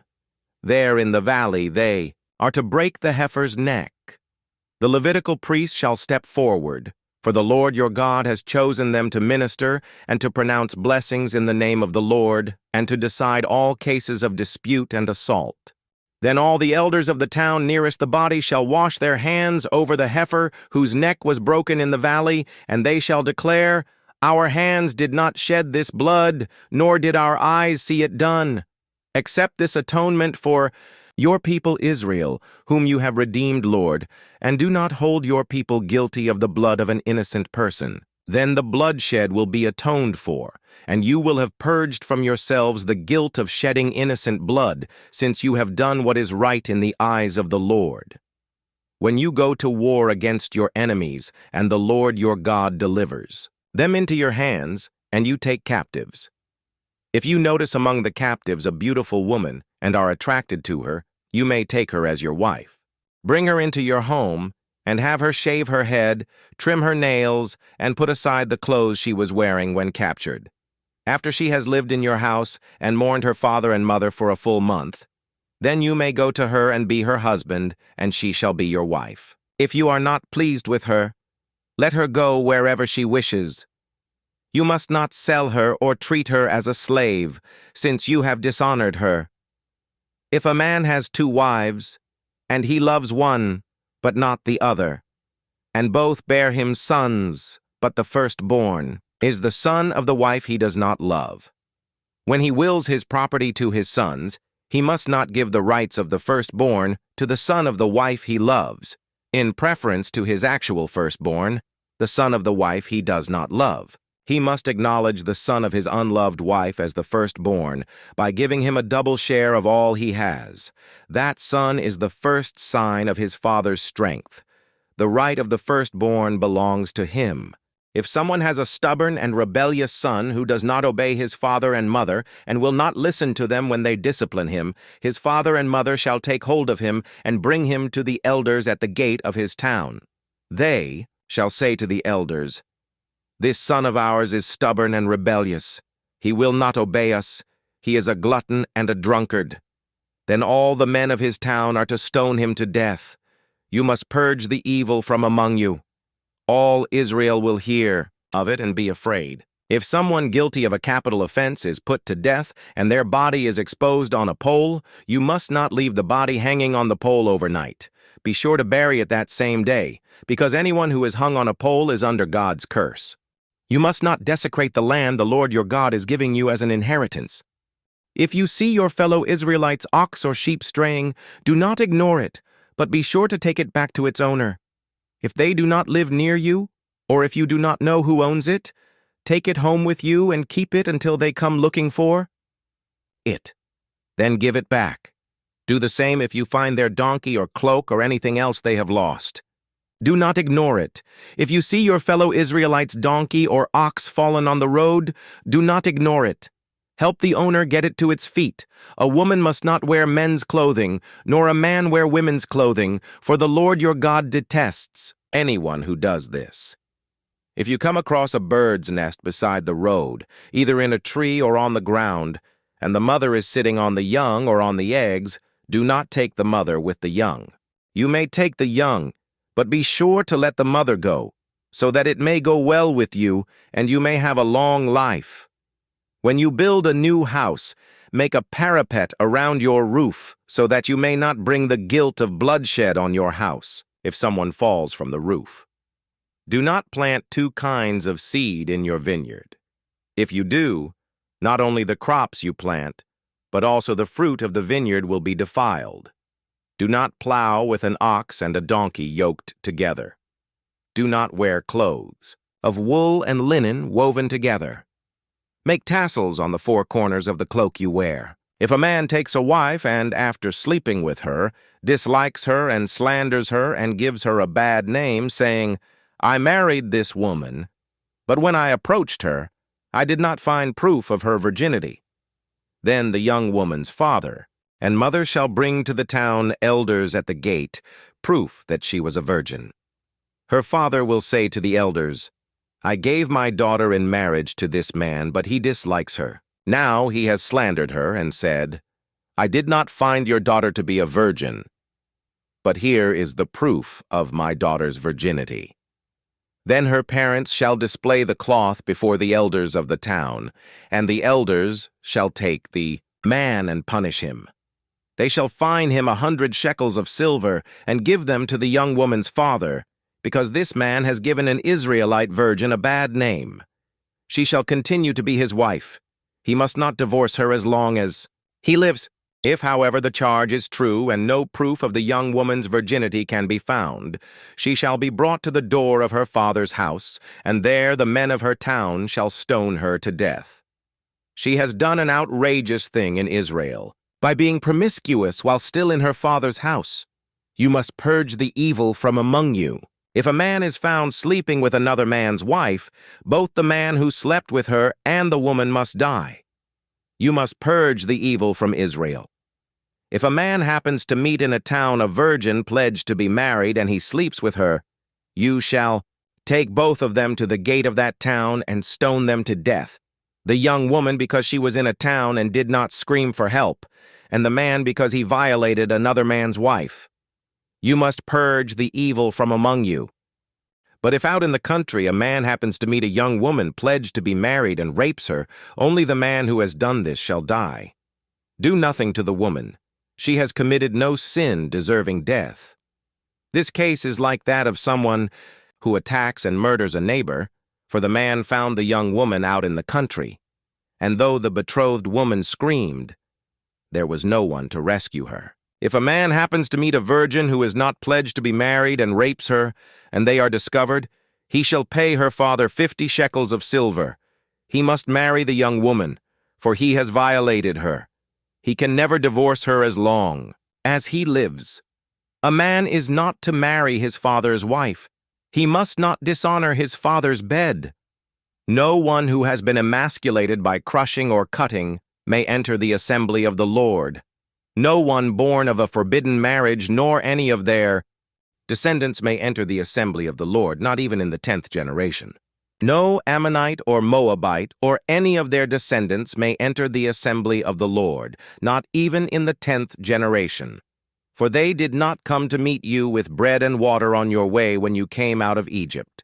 And they hired Balaam son of Beor from Pethor and Aram-Naharaim to pronounce a curse on you. However, the Lord your God would not listen to Balaam, but turned the curse into a blessing for you, because the Lord your God loves you. Do not seek a treaty of friendship with them as long as you live. Do not despise an Edomite, for the Edomites are related to you. Do not despise an Egyptian, because you resided as foreigners in their country. The 3rd generation of children born to them may enter the assembly of the Lord. When you are encamped against your enemies, keep away from everything impure. If one of your men is unclean because of a nocturnal emission, he is to go outside the camp and stay there. But as evening approaches, he is to wash himself, and at sunset he may return to the camp. Designate a place outside the camp where you can go to relieve yourself. As part of your equipment, have something to dig with, and when you relieve yourself, dig a hole and cover up your excrement. For the Lord your God moves about in your camp to protect you and to deliver your enemies to you. Your camp must be holy, so that he will not see among you anything indecent and turn away from you.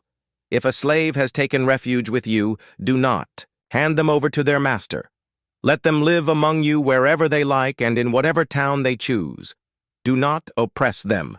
No Israelite man or woman is to become a shrine prostitute. You must not bring the earnings of a female prostitute or of a male prostitute into the house of the Lord your God to pay any vow, because the Lord your God detests them both.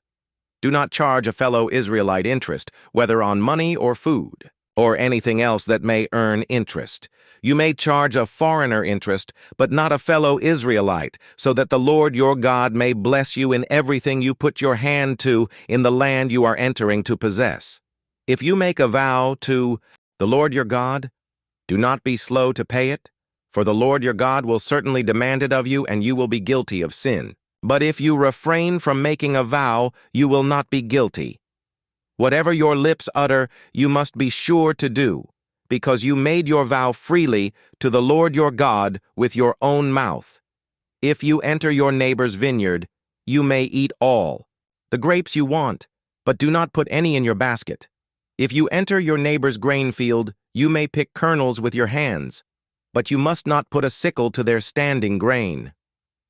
If a man marries a woman who becomes displeasing to him because he finds something indecent about her, and he writes her a certificate of divorce, gives it to her and sends her from his house, and if after she leaves his house she becomes the wife of another man, and her second husband dislikes her and writes her a certificate of divorce, gives it to her, and sends her from his house, or if he dies, then her first husband, who divorced her, is not allowed to marry her again after she has been defiled. That would be detestable in the eyes of the Lord. Do not bring sin upon the land the Lord your God is giving you as an inheritance. If a man has recently married, he must not be sent to war or have any other duty laid on him. For 1 year he is to be free to stay at home and bring happiness to the wife he has married. Do not take a pair of millstones, not even the upper one, as security for a debt, because that would be taking a person's livelihood as security. If someone is caught kidnapping a fellow Israelite and treating or selling them as a slave, the kidnapper must die. You must purge the evil from among you. In cases of defiling skin diseases, be very careful to do exactly as the Levitical priests instruct you. You must follow carefully what I have commanded them. Remember what the Lord your God did to Miriam along the way after you came out of Egypt. When you make a loan of any kind to your neighbor, do not go into their house to get what is offered to you as a pledge. Stay outside and let the neighbor to whom you are making the loan bring the pledge out to you. If the neighbor is poor, do not go to sleep with their pledge in your possession. Return their cloak by sunset, so that your neighbor may sleep in it. Then they will thank you, and it will be regarded as a righteous act in the sight of the Lord your God. Do not take advantage of a hired worker who is poor and needy, whether that worker is a fellow Israelite or a foreigner residing in one of your towns. Pay them their wages each day before sunset, because they are poor and are counting on it. Otherwise, they may cry to the Lord against you, and you will be guilty of sin. Parents are not to be put to death for their children, nor children put to death for their parents. Each will die for their own sin. Do not deprive the foreigner or the fatherless of justice, or take the cloak of the widow as a pledge. Remember that you were slaves in Egypt, and the Lord your God redeemed you from there. That is why I command you to do this. When you are harvesting in your field and you overlook a sheaf, do not go back to get it. Leave it for the foreigner, the fatherless, and the widow, so that the Lord your God may bless you in all the work of your hands. When you beat the olives from your trees, do not go over the branches a second time. Leave what remains for the foreigner, the fatherless, and the widow. When you harvest the grapes in your vineyard, do not go over the vines again. Leave what remains for the foreigner, the fatherless, and the widow. Remember that you were slaves in Egypt. That is why I command you to do this. When people have a dispute, they are to take it to court, and the judges will decide the case, acquitting the innocent and condemning the guilty. If the guilty person deserves to be beaten, the judge shall make them lie down and have them flogged in his presence with the number of lashes the crime deserves. But the judge must not impose more than 40 lashes. If the guilty party is flogged more than that, your fellow Israelite will be degraded in your eyes. Do not muzzle an ox while it is treading out the grain. If brothers are living together and one of them dies without a son, his widow must not marry outside the family. Her husband's brother shall take her and marry her and fulfill the duty of a brother-in-law to her. The first son she bears shall carry on the name of the dead brother, so that his name will not be blotted out from Israel. However, if a man does not want to marry his brother's wife, she shall go to the elders at the town gate and say, "My husband's brother refuses to carry on his brother's name in Israel. He will not fulfill the duty of a brother-in-law to me. Then the elders of his town shall summon him and talk to him. If he persists in saying, I do not want to marry her, his brother's widow shall go up to him in the presence of the elders, take off one of his sandals, spit in his face, and say, This is what is done to the man who will not build up his brother's family line. That man's line shall be known in Israel as the family of the unsandaled. If two men are fighting and the wife of one of them comes to rescue her husband from his assailant, and she reaches out and seizes him by his private parts, you shall cut off her hand. Show her no pity. Do not have two differing weights in your bag, one heavy, one light. Do not have two differing measures in your house, one large, one small. You must have accurate and honest weights and measures so that you may live long in the land the Lord your God is giving you. For the Lord your God detests anyone who does these things, anyone who deals dishonestly. Remember what the Amalekites did to you along the way when you came out of Egypt. When you were weary and worn out, they met you on your journey and attacked all who were lagging behind. They had no fear of God. When the Lord your God gives you rest from all the enemies around you in the land he is giving you to possess as an inheritance, you shall blot out the name of Amalek from under heaven. Do not forget.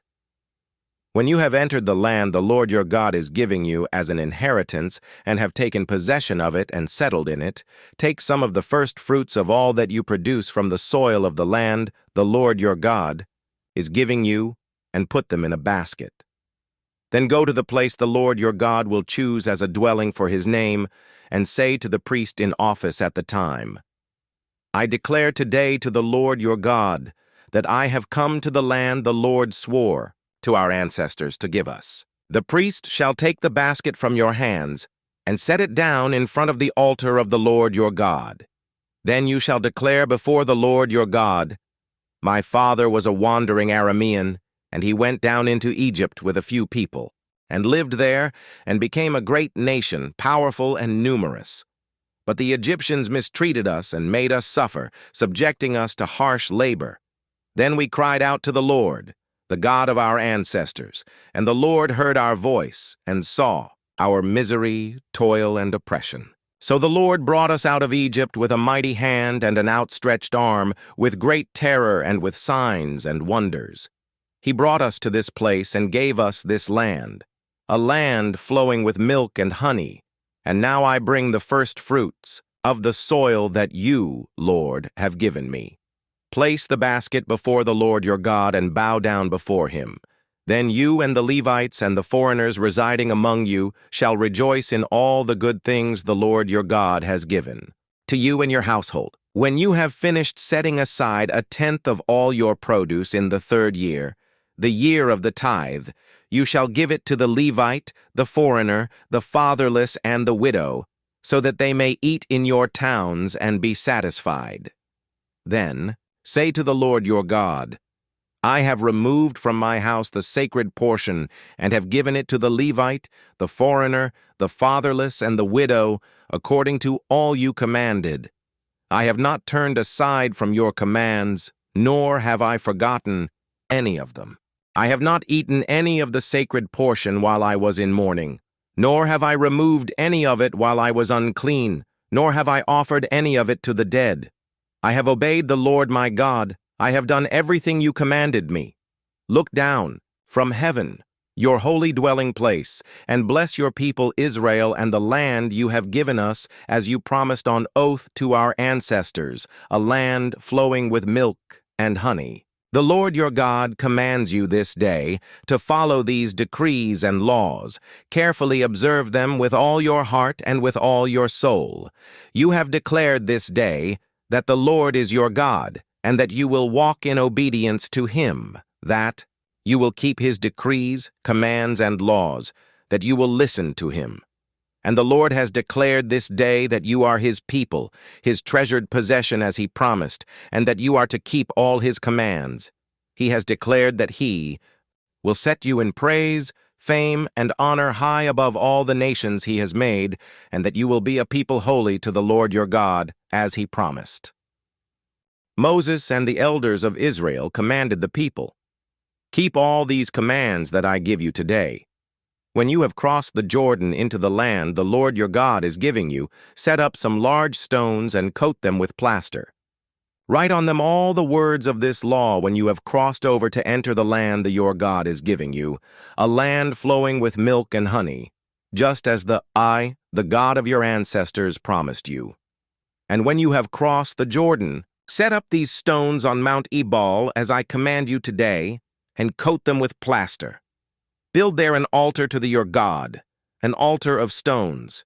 Do not use any iron tool on them. Build the altar of your God with field stones, and offer burnt offerings on it to your God. Sacrifice fellowship offerings there, eating them and rejoicing in the presence of and you shall write very clearly all the words of this law on these stones you have set up." Then Moses and the Levitical priests said to all Israel, "Be silent, Israel, and listen.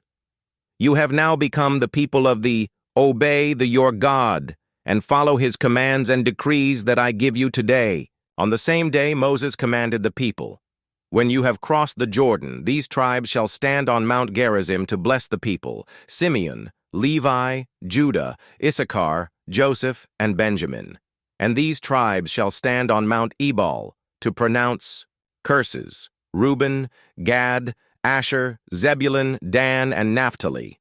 The Levites shall recite to all the people of Israel in a loud voice, 'Cursed is anyone who makes an idol, a thing detestable to the work of skilled hands, and sets it up in secret.'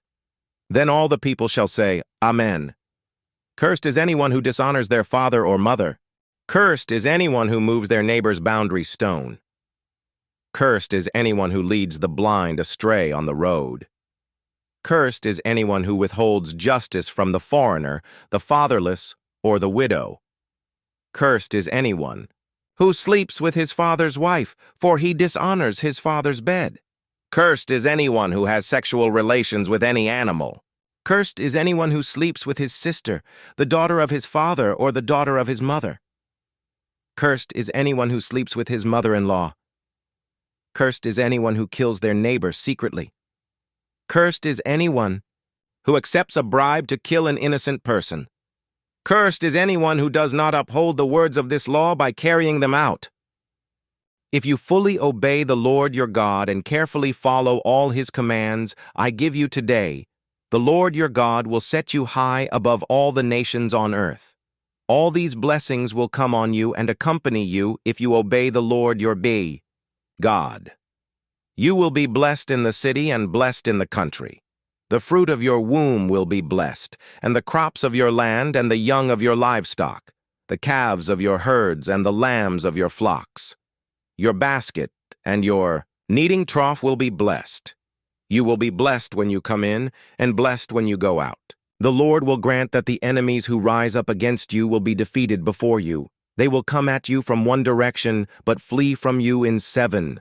The Lord will send a blessing on your barns and on everything you put your hand to. The Lord your God will bless you in the land he is giving you. The Lord will establish you as his holy people, as he promised you on oath, if you keep the commands of the Lord your God and walk in obedience to him. Then all the peoples on earth will see that you are called by the name of the Lord, and they will fear you. The Lord will grant you abundant prosperity in the fruit of your womb, the young of your livestock, and the crops of your ground, in the land he swore to your ancestors to give you. The Lord will open the heavens, the storehouse of his bounty, to send rain on your land in season, and to bless all the work of your hands. You will lend to many nations, but will borrow from none. The Lord will make you the head, not the tail. If you pay attention to the commands of the Lord your God that I give you this day and carefully follow them, you will always be at the top, never at the bottom. Do not turn aside from any of the commands I give you today, to the right or to the left, following other gods and serving them. However, if you do not obey the Lord your God and do not carefully follow all his commands and decrees I am giving you today, all these curses will come on you and overtake you. You will be cursed in the city and cursed in the country. Your basket and your kneading trough will be cursed. The fruit of your womb will be cursed, and the crops of your land, and the calves of your herds, and the lambs of your flocks. You will be cursed when you come in, and cursed when you go out.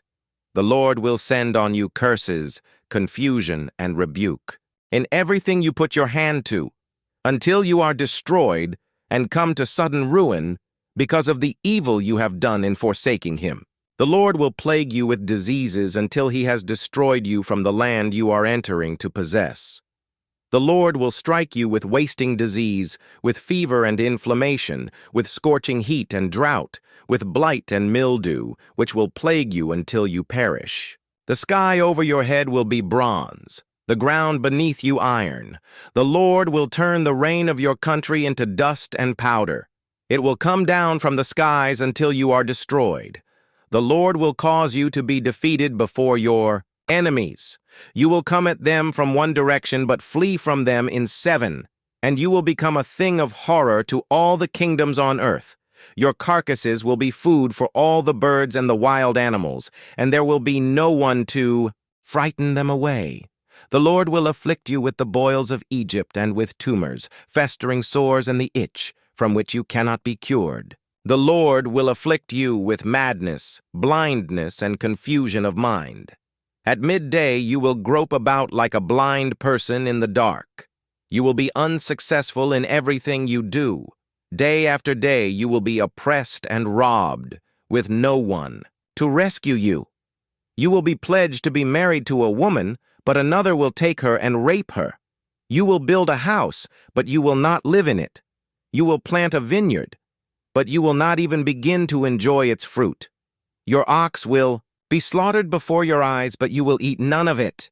Your donkey will be forcibly taken from you and will not be returned. Your sheep will be given to your enemies, and no one will rescue them. Your sons and daughters will be given to another nation, and you will wear out your eyes watching for them day after day, powerless to lift a hand. A people that you do not know will eat what your land and labor produce, and you will have nothing but cruel oppression all your days. The sights you see will drive you mad. The Lord will afflict your knees and legs with painful boils that cannot be cured, spreading from the soles of your feet to the top of your head. The Lord will drive you and the king you set over you to a nation unknown to you or your ancestors. There you will worship other gods, gods of wood and stone. You will become a thing of horror, a byword, and an object of ridicule among all the peoples where the Lord will drive you. You will sow much seed in the field, but you will harvest little, because locusts will devour it. You will plant vineyards and cultivate them, but you will not drink the wine or gather the grapes, because worms will eat them. You will have olive trees throughout your country, but you will not use the oil, because the olives will drop off. You will have sons and daughters, but you will not keep them, because they will go into captivity. Swarms of locusts will take over all your trees and the crops of your land. The foreigners who reside among you will rise above you higher and higher, but you will sink lower and lower. They will lend to you, but you will not lend to them. They will be the head, but you will be the tail. All these curses will come on you. They will pursue you and overtake you until you are destroyed, because you did not obey the Lord your God and observe the commands and decrees he gave you.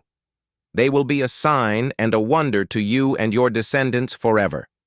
Because you did not serve the Lord your God joyfully and gladly in the time of prosperity, therefore in hunger and thirst, in nakedness and dire poverty, you will serve the enemies the Lord sends against you. He will put an iron yoke on your neck until he has destroyed you. The Lord will bring a nation against you from far away, from the ends of the earth, like an eagle swooping down, a nation whose language you will not understand, a fierce-looking nation without respect for the old or pity for the young. They will devour the young of your livestock and the crops of your land until you are destroyed. They will leave you no grain, new wine, or olive oil, nor any calves of your herds or lambs of your flocks until you are ruined. They will lay siege to all the cities throughout your land until the high fortified walls in which you trust fall down. They will besiege all the cities throughout the land the Lord your God is giving you. Because of the suffering your enemy, will inflict on you during the siege.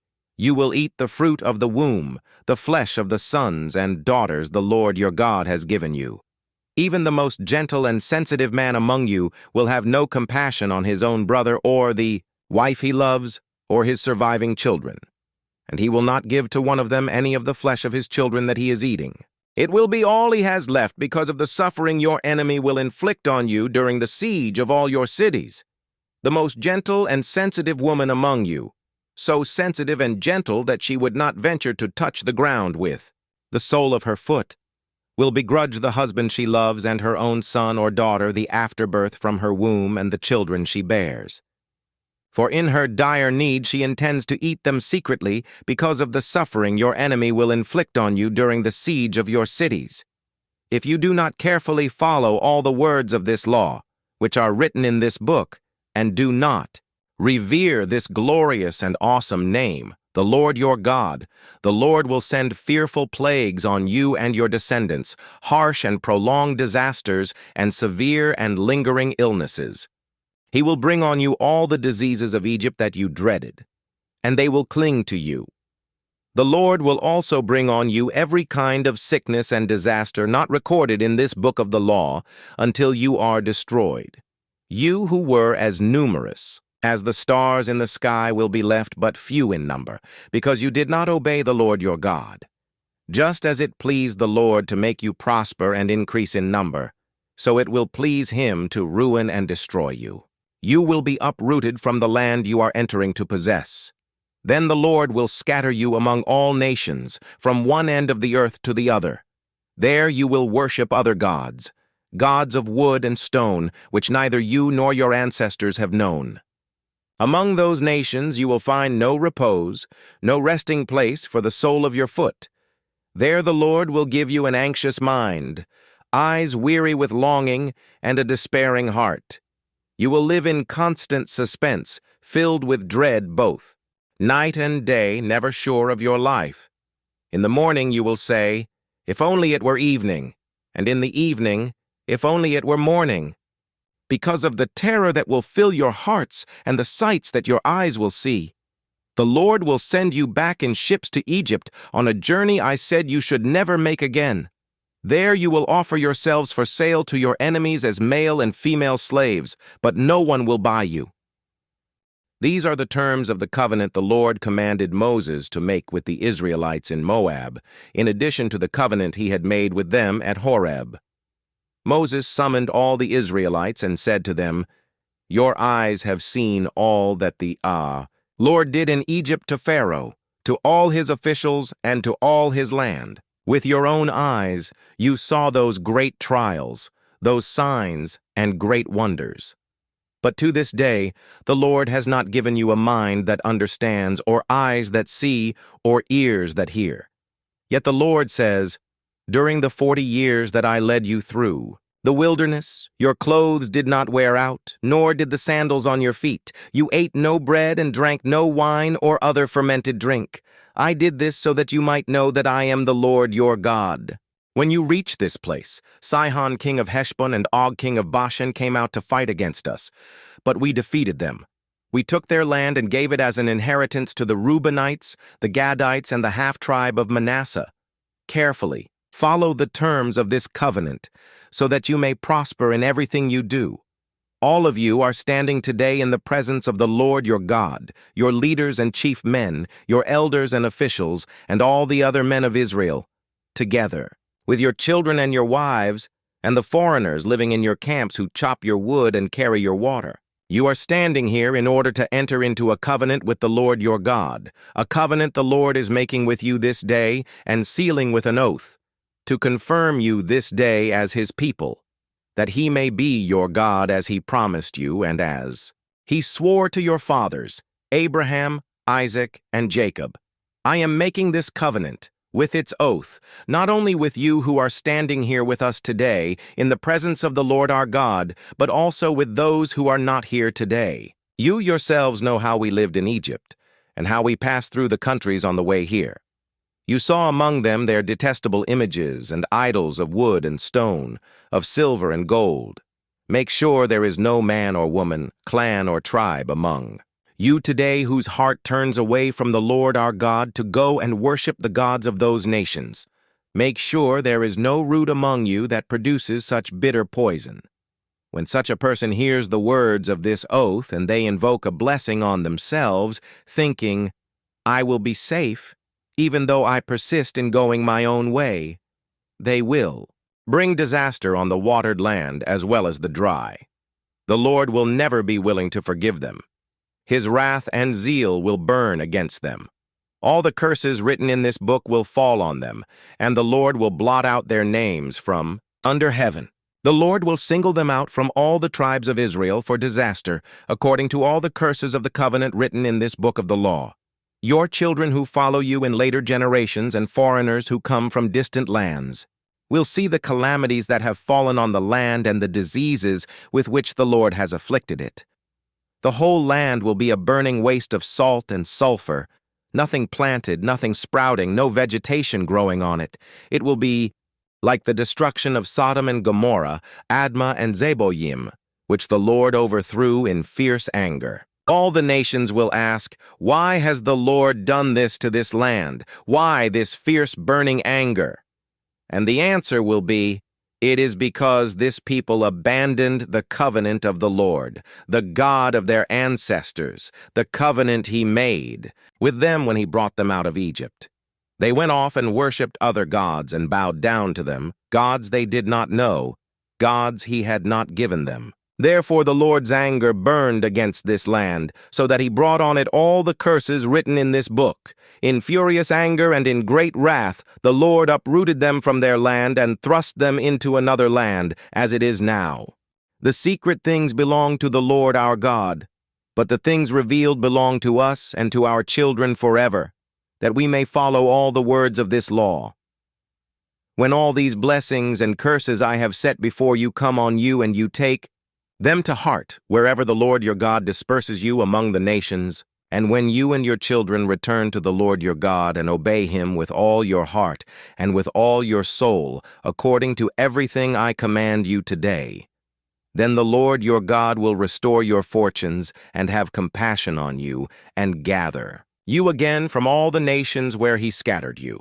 Even if you have been banished to the most distant land under the heavens, from there the Lord your God will gather you and bring you back. He will bring you to the land that belonged to your ancestors, and you will take possession of it. He will make you more prosperous and numerous than your ancestors.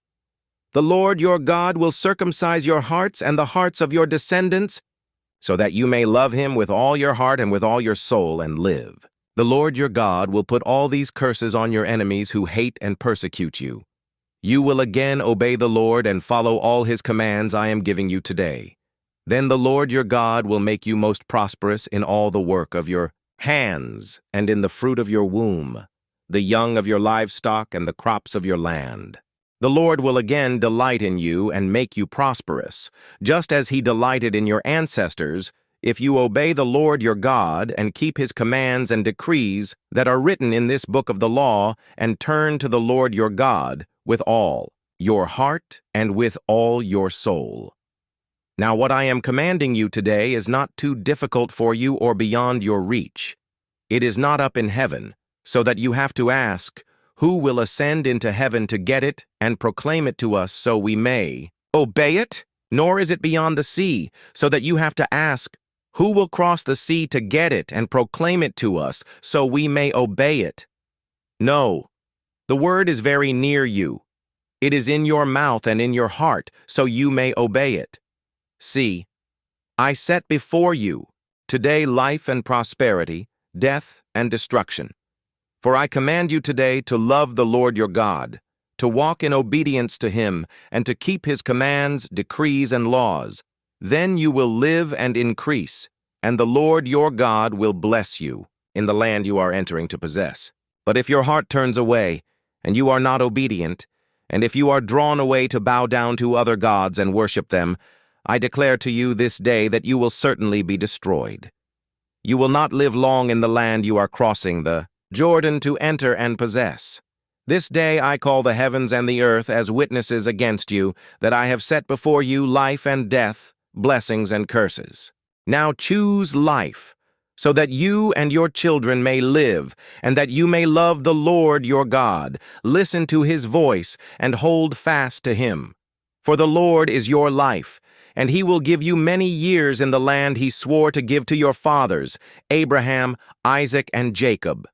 Then Moses went out and spoke these words to all Israel. I am now 120 years old, and I am no longer able to lead you. The Lord has said to me, you shall not cross the Jordan. The Lord your God himself will cross over ahead of you. He will destroy these nations before you, and you will take possession of their land. Joshua also will cross over ahead of you, as the Lord said. And the Lord will do to them what he did to Sihon and Og, the kings of the Amorites, whom he destroyed along with their land. The Lord will deliver them to you, and you must do to them all that I have commanded you. Be strong and courageous. Do not be afraid or terrified because of them, for the Lord your God goes with you. He will never leave you nor forsake you. Then Moses summoned Joshua and said to him in the presence of all Israel, be strong and courageous, for you must go with this people into the land that the Lord swore to their ancestors to give them, and you must divide it among them as their inheritance. The Lord himself goes before you and will be with you. He will never leave you nor forsake you. Do not be afraid, do not be discouraged. So Moses wrote down this law and gave it to the Levitical priests who carried the ark of the covenant of the Lord, and to all the elders of Israel.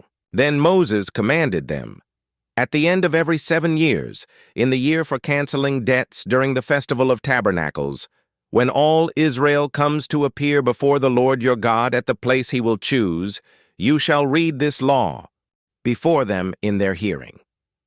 Assemble the people, men, women, and children, and the foreigners residing in your towns, so they can listen and learn to fear the Lord your God and follow carefully all the words of this law. Their children, who do not know this law, must hear it and learn to fear the Lord your God as long as you live in the land you are crossing the Jordan to possess. The Lord said to Moses, now the day of your death is near. Call Joshua and present yourselves at the tent of meeting where I will commission him. So Moses and Joshua came and presented themselves at the tent of meeting. Then the Lord appeared at the tent in a pillar of cloud, and the cloud stood over the entrance to the tent. And the Lord said to Moses, you are going to rest with your ancestors, and these people will soon prostitute themselves to the foreign gods of the land they are entering. They will forsake me and break the covenant I made with them. And in that day I will become angry with them and forsake them. I will hide my face from them, and they will be destroyed. Many disasters and calamities will come on them, and in that day they will ask, have not these disasters come on us because our God is not with us? And I will certainly hide my face in that day because of all their wickedness in turning to other gods. Now write down this song and teach it to the Israelites and have them sing it, so that it may be a witness for me against them. When I have brought them into the land flowing with milk and honey, the land I promised on oath to their ancestors, and when they eat their fill and thrive, they will turn to other gods and worship them, rejecting me and breaking my covenant. And when many disasters and calamities come on them, this song will testify against them, because it will not be forgotten by their descendants. I know what they are disposed to do. Even before I bring them into the land I promised them on oath. So Moses wrote down this song that day and taught it to the Israelites. The Lord gave this command to Joshua, son of Nun. Be strong and courageous, for you will bring the Israelites into the land I promised them on oath, and I myself will be with you. After Moses finished writing in a book the words of this law from beginning to end, he gave this command to the Levites who carried the ark of the covenant of the Lord. Take this book of the law and place it beside the ark of the covenant of the Lord your God. There it will remain as a witness against you, for I know how rebellious and stiff-necked you are. If you have been rebellious against the Lord while I am still alive and with you, how much more will you rebel after I die? Assemble before me all the elders of your tribes and all your officials, so that I can speak these words in their hearing and call the heavens and the earth to testify against them. For I know that after my death you are sure to become utterly corrupt, and to turn from the way I have commanded you. In days to come, disaster will fall on you, because you will do evil in the sight of the Lord, and arouse his anger by what your hands have made. And Moses recited the words of this song from beginning to end in the hearing of the whole assembly of Israel. Listen, you heavens, and I will speak. Hear, you earth, the words of my mouth. Let my teaching fall like rain, and my words descend like dew, like showers on new grass, like abundant rain on tender plants. I will proclaim the name of the Lord. Oh, praise the greatness of our God. He is the rock. His works are perfect, and all his ways are just. A faithful God who does no wrong, upright and just, is he. They are corrupt, and not his children. To their shame, they are a warped and crooked generation. Is this the way you repay the Lord, you foolish and unwise people? Is he not your Father, your Creator, who made you and formed you? Remember the days of old. Consider the generations long past. Ask your father, and he will tell you, your elders, and they will explain to you. When the Most High gave the nations their inheritance, when he divided all mankind, he set up boundaries for the peoples according to the number of the sons of Israel. For the Lord's portion is his people, Jacob his allotted inheritance. In a desert land he found him, in a barren and howling waste. He shielded him and cared for him. He guarded him as the apple of his eye, like an eagle that stirs up its nest and hovers over its young, that spreads its wings to catch them and carries them aloft. The Lord alone led him. No foreign god was with him. He made him ride on the heights of the land and fed him with the fruit of the fields. He nourished him with honey from the rock, and with oil from the flinty crag, with curds and milk from herd and flock, and with fattened lambs and goats, with choice rams of Bashan and the finest kernels of wheat. You drank the foaming blood of the grape. Jeshurun grew fat and kicked. Filled with food, they became heavy and sleek. They abandoned the God who made them and rejected the rock their Savior. They made him jealous with their foreign gods and angered him with their detestable idols. They sacrificed to false gods which are not God, gods they had not known, gods that recently appeared, gods your ancestors did not fear. You deserted the rock who fathered you. You forgot the God who gave you birth. The Lord saw this and rejected them because he was angered by his sons and daughters. I will hide my face from them, he said, and see what their end will be, for they are a perverse generation, children who are unfaithful. They made me jealous by what is no God, and angered me with their worthless idols. I will make them envious by those who are not a people. I will make them angry by a nation that has no understanding. For a fire will be kindled by my wrath, one that burns down to the realm of the dead below.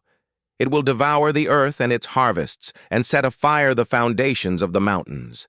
I will heap calamities on them, and spend my arrows against them. I will send wasting famine against them, consuming pestilence and deadly plague. I will send against them the fangs of wild beasts, the venom of vipers that glide in the dust. In the street the sword will make them childless. In their homes terror will reign. The young men and young women will perish, the infants and those with gray hair. I said I would scatter them and erase their name from human memory, but I dreaded the taunt of the enemy, lest the adversary misunderstand and say, Our hand has triumphed. The Lord has not done all this. They are a nation without sense. There is no discernment in them. If only they were wise and would understand this and discern what their end will be. How could one man chase 1,000 or two put 10,000 to flight unless their rock had sold them, unless the Lord had given them up? For their rock is not like our rock, as even our enemies concede. Their vine comes from the vine of Sodom and from the fields of Gomorrah. Their grapes are filled with poison, and their clusters with bitterness. Their wine is the venom of serpents, the deadly poison of cobras. Have I not kept this in reserve, and sealed it in my vaults? It is mine to avenge, I will repay. In due time their foot will slip, their day of disaster is near, and their doom rushes upon them. The Lord will vindicate his people and relent concerning his servants when he sees their strength is gone and no one is left, slave or free. He will say, "Now where are their gods, the rock they took refuge in, the gods who ate the fat of their sacrifices and drank the wine of their drink offerings? Let them rise up to help you, let them give you shelter. See now that I myself am he. There is no God besides me. I put to death and I bring to life. I have wounded, and I will heal, and no one can deliver out of my hand. I lift my hand to heaven and solemnly swear, as surely as I live forever, when I sharpen my flashing sword, and my hand grasps it in judgment, I will take vengeance on my adversaries and repay those who hate me. I will make my arrows drunk with blood, while my sword devours flesh, the blood of the slain and the captives, the heads of the enemy leaders. Rejoice, you nations, with his people, for he will avenge the blood of his servants. He will take vengeance on his enemies and make atonement for his land and people. Moses came with Joshua, son of Nun, and spoke all the words of this song in the hearing of the people. When Moses finished reciting all these words to all Israel, he said to them, "Take to heart all the words I have solemnly declared to you this day, so that you may command your children to obey carefully all the words of this law. They are not just idle words for you, they are your life. By them you will live long in the land you are crossing the Jordan to possess." On that same day the Lord told Moses, "Go up into the Abarim range to Mount Nebo in Moab, across from Jericho, and view Canaan, the land I am giving the Israelites as their own possession. There on the mountain that you have climbed you will die and be gathered to your people, just as your brother Aaron died on Mount Hor and was gathered to his people.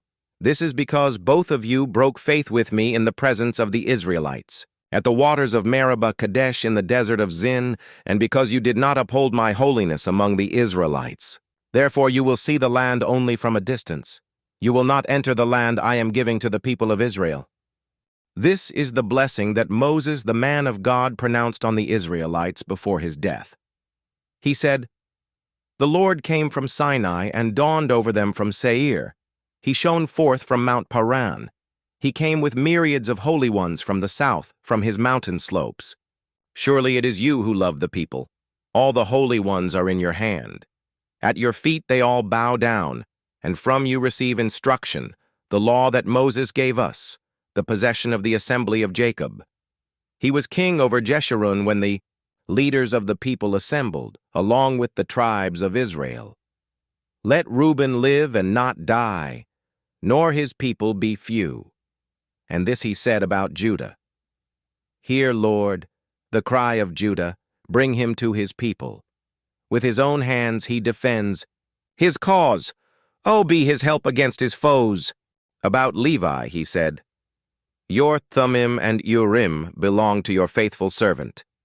You tested him at Massah. You contended with him at the waters of Meribah. He said of his father and mother, 'I have no regard for them.' He did not recognize his brothers or acknowledge his own children. But he watched over your word and guarded your covenant. He teaches your precepts to Jacob and your law to Israel. He offers incense before you and whole burnt offerings on your altar. Bless all his skills, Lord, and be pleased with the work of his hands. Strike down those who rise against him, his foes till they rise no more." About Benjamin he said, "Let the beloved of the Lord rest secure in him, for he shields him all day long, and the one the Lord loves rests between his shoulders." About Joseph he said, "May the Lord bless his land with the precious dew from heaven above and with the deep waters that lie below. With the best the sun brings forth, and the finest the moon can yield. With the choicest gifts of the ancient mountains and the fruitfulness of the everlasting hills. With the best gifts of the earth and its fullness, and the favor of him who dwelt in the burning bush. Let all these rest on the head of Joseph, on the brow of the prince among his brothers. In majesty, he is like a firstborn bull. His horns are the horns of a wild ox.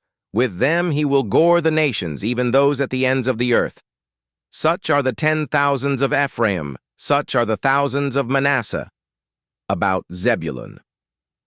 He said, "Rejoice, Zebulun, in your going out, and you, Issachar, in your tents. They will summon peoples to the mountain, and there offer the sacrifices of the righteous. They will feast on the abundance of the seas, on the treasures hidden in the sand." About Gad, he said, "Blessed is he who enlarges Gad's domain.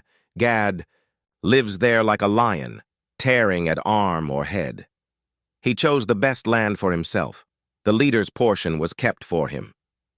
When the heads of the people assembled, he carried out the Lord's righteous will and his judgments concerning Israel. About Dan, he said, Dan is a lion's cub, springing out of Bashan. About Naphtali, he said, Naphtali is abounding with the favor of the Lord and is full of his blessing. He will inherit southward to the lake. About Asher, he said, Most blessed of sons is Asher. Let him be favored by his brothers, and let him bathe his feet in oil. The bolts of your gates will be iron and bronze, and your strength will equal your days. There is no one like the God of Jeshurun, who rides across the heavens to help you, and on the clouds in his majesty. The eternal God is your refuge, and underneath are the everlasting arms. He will drive out your enemies before you, saying, Destroy them! So Israel will live in safety. Jacob will dwell secure in a land of grain and new wine, where the heavens drop dew. Blessed are you, Israel. Who is like you, a people saved by the Lord? He is your shield and helper and your glorious sword. Your enemies will cower before you, and you will tread on their heights. Then Moses climbed Mount Nebo from the plains of Moab to the top of Pisgah, across from Jericho. There the Lord showed him the whole land, from Gilead to Dan, all of Naphtali, the territory of Ephraim and Manasseh, all the land of Judah as far as the Mediterranean Sea, the Negev, and the whole region from the valley of Jericho, the city of palms, as far as Zoar. Then the Lord said to him, This is the land I promised on oath to Abraham, Isaac, and Jacob when I said, I will give it to your descendants. I have let you see it with your eyes, but you will not cross over into it. And Moses, the servant of the Lord, died there in Moab, as the Lord had said.